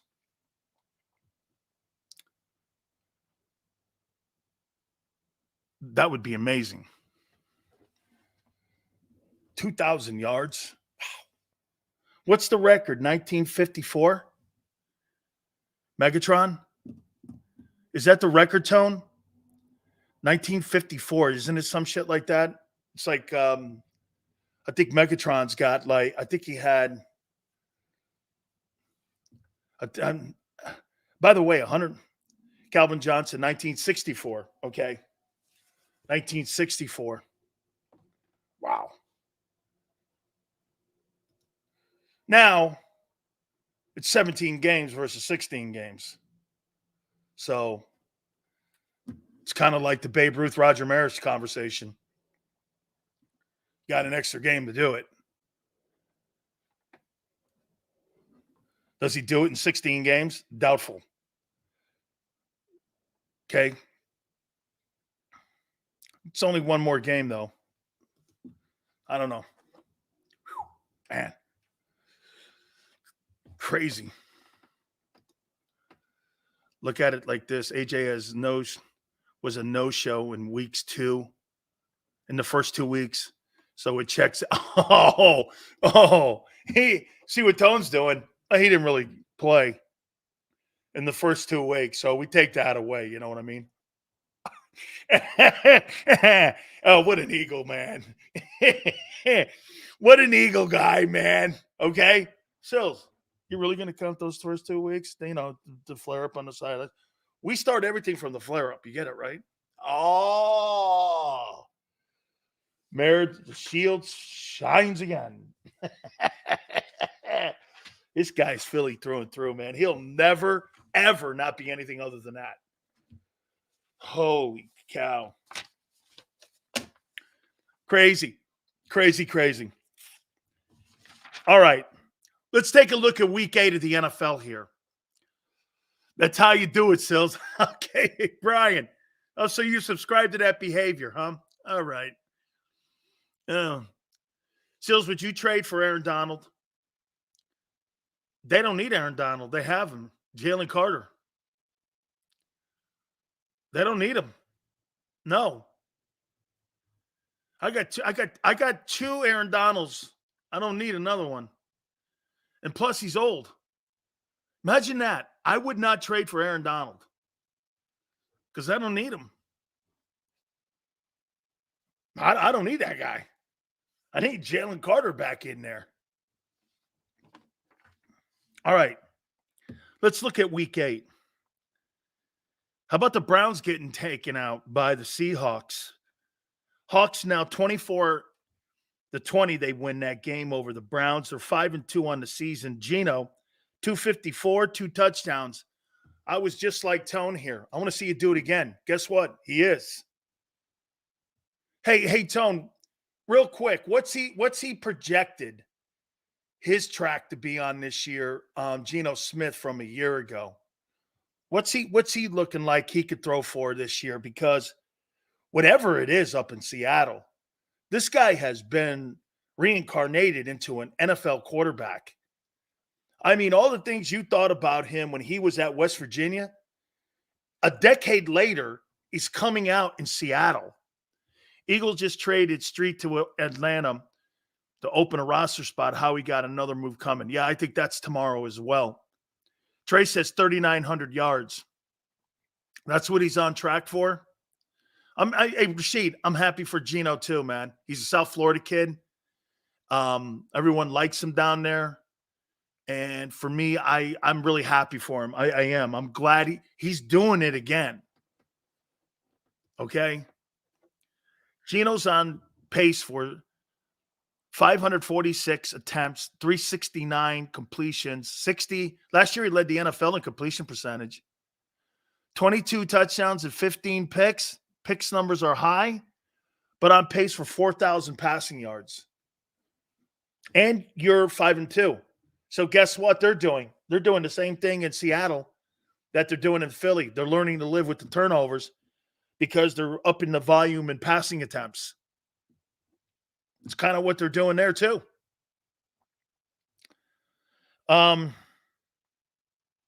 Ravens, 31-24 over the Cardinals, now 6-2.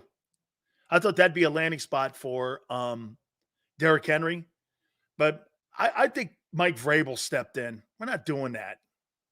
I don't know why, because at the end of the year he walks. Maybe what they want him to do is just walk out of the building, and they're not going to trade him, and they're going to let him go because they have too much respect for him as a Titan. I loved what he said, too. Did you hear what he said? Someone asked him, what about the Titans saying that you're not going to be dealt and they don't want to deal you? And he goes like this, I'm a Titan, and I'm a Titan right now, and I'm glad to be a Titan. Hey, Sills, in this new passing NFL, should we expect more double-digit INT seasons for quarterbacks? Should we begin to adjust? Yes. Yeah, that was our conversation, Tone. I think that's something I have to deal with. When you see high volume of 700 passing attempts and you see 15 interceptions, common sense would tell you that if you were to go back into the normal days of the NFL, more passing attempts are going to create, and get this, the league wants the games closer.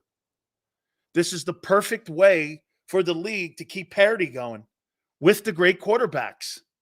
You know how you do it? You throw the ball more opportunity for pick sixes. It creates fantasy numbers for DBs. Think of what you've done with the high volume of passes when it comes to fantasy football. Is a cornerback not a valued guy when you're picking your fantasy team? Does he create fantasy points for you, a secondary guy, a corner guy, or a safety guy in today's NFL now because there's more passing volume? Well, that comes down to prop bets. For example, when Dak threw all those INTs last year, it wasn't the amount of INTs that was the problem. It was the fact that he threw so many in 12 games. Now, that's right. They were in too many bunches. If Jalen Hurts throws 3 touchdown passes a game with 1 pick a game, are you okay with that? I'm totally okay with that. Especially if he's throwing the ball 650 times. At the end of the day, what would you expect him to be? Like I said,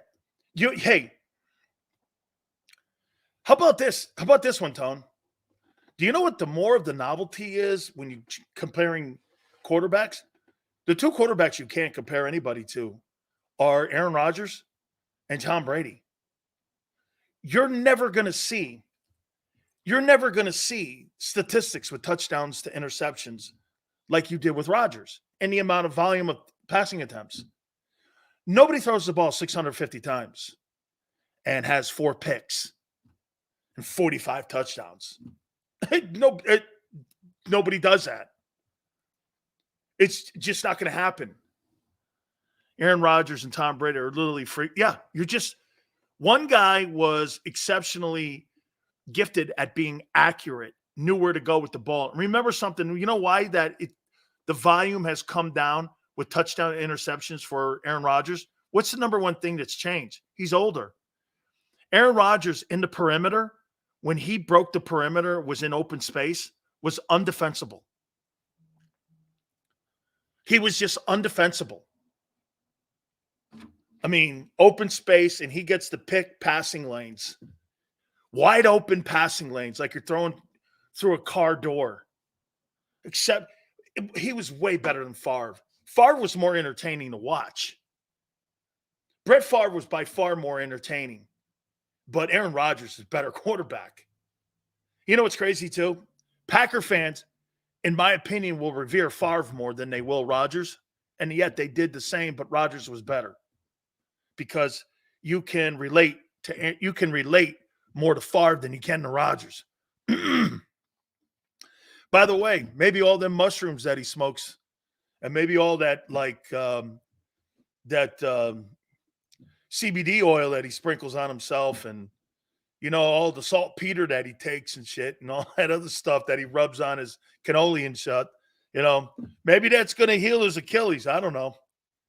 This guy hangs out at, at pot smoking conventions and shit, and has a hookah in the house, and I don't know, man. Maybe when you're talking about getting your Achilles fixed, you hang out with Rodgers and you go into the desert, turn the lights off, or go into a cave and you eat a box of mushrooms. I don't know. Guy, hey, Tone, think of this. This is how I'm going to heal my Achilles. This guy goes into a cave, puts a rock in front of it, eats mushrooms out of a box, comes out a week later, his Achilles is healed. I'm in. I'm in. Hey, right? Shit, man. We know now how to beat the. Hey, can we do this? For the Chiefs and Eagle game, can we somehow make it so that Tyler Swift is not there? Because it looks like it looks like Travis Kelce gets his little heart broken when his girlfriend doesn't show up. Man, should he come and see me? You know, I don't have it. Where's my whoopee? I don't know. You know, his little girlfriend didn't show up, and he played like shit against the Denver Broncos. I don't know, man. You know, maybe somehow we keep her out of the building. I don't know. When the Broncos won, they played Tyler Swift on the Jumbotron. Oh, that is dope. Yes, sir. I thought she was a Philly chick anyway. Wasn't she an Eagle fan? I could have swore I've seen her in an Eagle jacket. Taylor Swift. I don't get it. I don't think she's that good looking. I mean, I don't see it.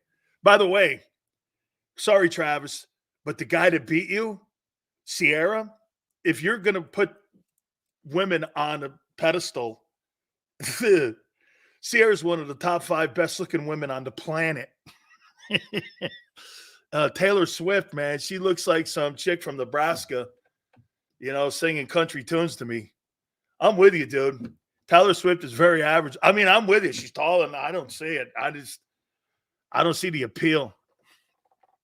And hey, Sierra's something special. So, hey, dude, I'm going to, hey, Stone, Sierra's easily one of the top 5 best looking women on the planet. I mean it. I've seen her in person. She's stunning. You're like this. Okay. Wow. I saw her at a Super Bowl in San Francisco, and she was hanging out, well, obviously, with Russell Wilson. They were at an event, an NFL event, and she comes walking up, and you're like this. Okay, that's one of the 5 best-looking women I've ever seen and anyone's ever seen. It's like Sophia Loren. Not that some of you would know who she is, but it's an age group thing. Man, she is smoking. Bengals got it right. They blast the 49ers, 31-17. And Joe Burrow, 283, 3 touchdowns. Bengals look like they're back rolling again. Broncos crushed the Chiefs, 24-9. What? Titans. How about this kid, Will Levis, 238, 4 touchdowns. Henry had 101, 28-23, 3-4 on the season. They're kind of there still. Too much makeup for me. Like Sierra doesn't wear makeup.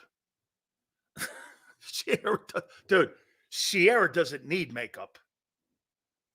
Okay. Taylor Swift needs makeup. Okay. Sierra doesn't need anything. She could be bald. I mean, she's smoking, dude. Hey, I don't mean to Google like that, but I've seen her in person. It's really unbelievable. Wow. Hey, Tone. Insane. That's all I'll say. Insane. Jacks continue to get it done. Beat the Steelers 20-10, 6-2. Trevor Lawrence, 292, touchdown. He's playing really good ball. Really good ball. Panthers get it done against the Texans in the iconic 15-13 game. 235, 1 touchdown for Bryce. Oh, here it is. The Cowboys annihilate the Rams. Annihilate. 43-20. beat the Rams by 23 points. How you doing? Wow, what an iconic performance by Dak. 304, 4 touchdowns. CD looking like AJ. 158. I could just feel Tone and the entire Eagle fan base going, he doesn't mean it. He knows better. He's just trying to goat me. It's not going to work, Sills. I'm onto your stupid shit. I got it. You're not goating me. You're just not goating me. I know what you're doing. How about Dak with those 4 Sills? Seriously. It's like asking me Sierra or Taylor Swift. I know who you would take now. You're right. I can't take Dak. Not happening. How about Kirk Cousins, man? Blows his Achilles out. 274, 2 touchdowns. And just as the Vikings were getting it back together, they went 24-20, 4-4. Lions tonight, big game for them, man, because they could separate from the rest of the group there in the NFC North.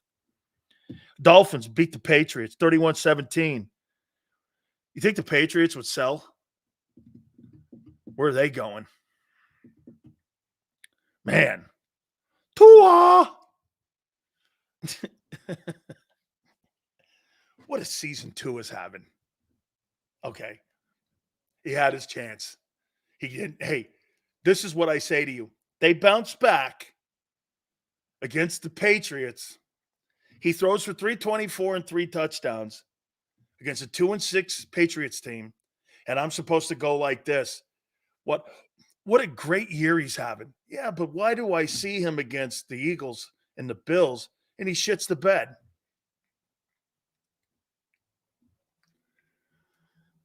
You got to play in big games, son. Right? Saints beat the Colts 38-27. Carr 310, 2 touchdowns, underachieving Saints. This had to be the worst football game in pro. I would say this had to be the worst football game in the history of the National Football League. You could make the argument that the Jets and Giants game were the 2 worst games, 2 worst teams, and this was the worst game, had to be since 1920 when they first started the NFL. 13-10. I mean, more runs have a chance of being scored tonight in the World Series than how many points were scored in that Giants-Jets thing. This was a game that was supposed to have Daniel Jones versus Aaron Rodgers, and you had Danny DeVito's nephew versus the MILF Hunter, and nobody likes the MILF Hunter, and nobody knows who the quarterback of the Giants is. I mean, Zach Wilson, 241 and a touchdown. Dude, he's terrible in the red. You talk about red zone problems. He's terrible. Chargers win over the iconic Bears. 298, 3 touchdowns for Justin Herbert. And tonight, Raiders and Lions. What do you got tonight? By the way, I'm going to say this to you about the quarterbacks. Let me do this to you here. Justin Herbert beating the Bears. So what? Derek Carr beating the Colts. So what? Tua beating the Patriots. So what? Dak beating the Rams. So what? Trevor Lawrence beating the Steelers. Something. 292-1. Burrow beating the 49ers is a big deal. 283-3. I think they're 4-3 now in the season, right? I think that's a pretty big deal. All right, what do you got tonight? Lions and Raiders. It's in Detroit, too. I got 29-17. Lions. 29-17. Raiders without Kenny Pickett. Boy, Kenny Pickett would have made a difference. Okay. Dude, they could get Ben Roethlisberger back off the scrap heap and there'd be a better ball game than having that guy.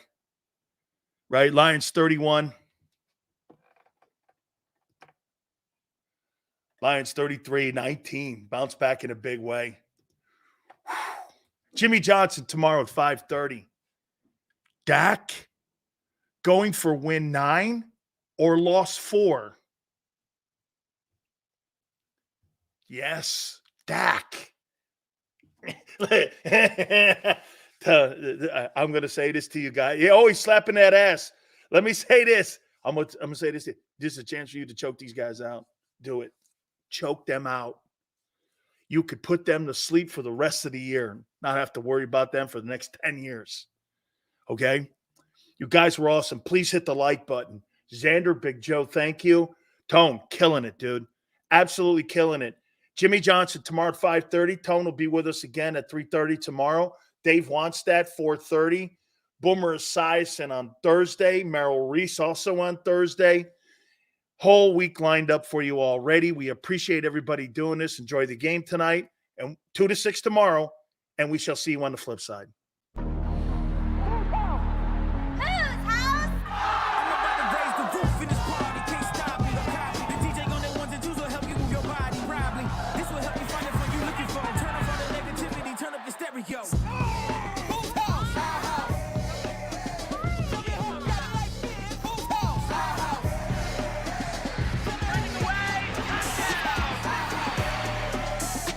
Football and Hooters, the perfect pair.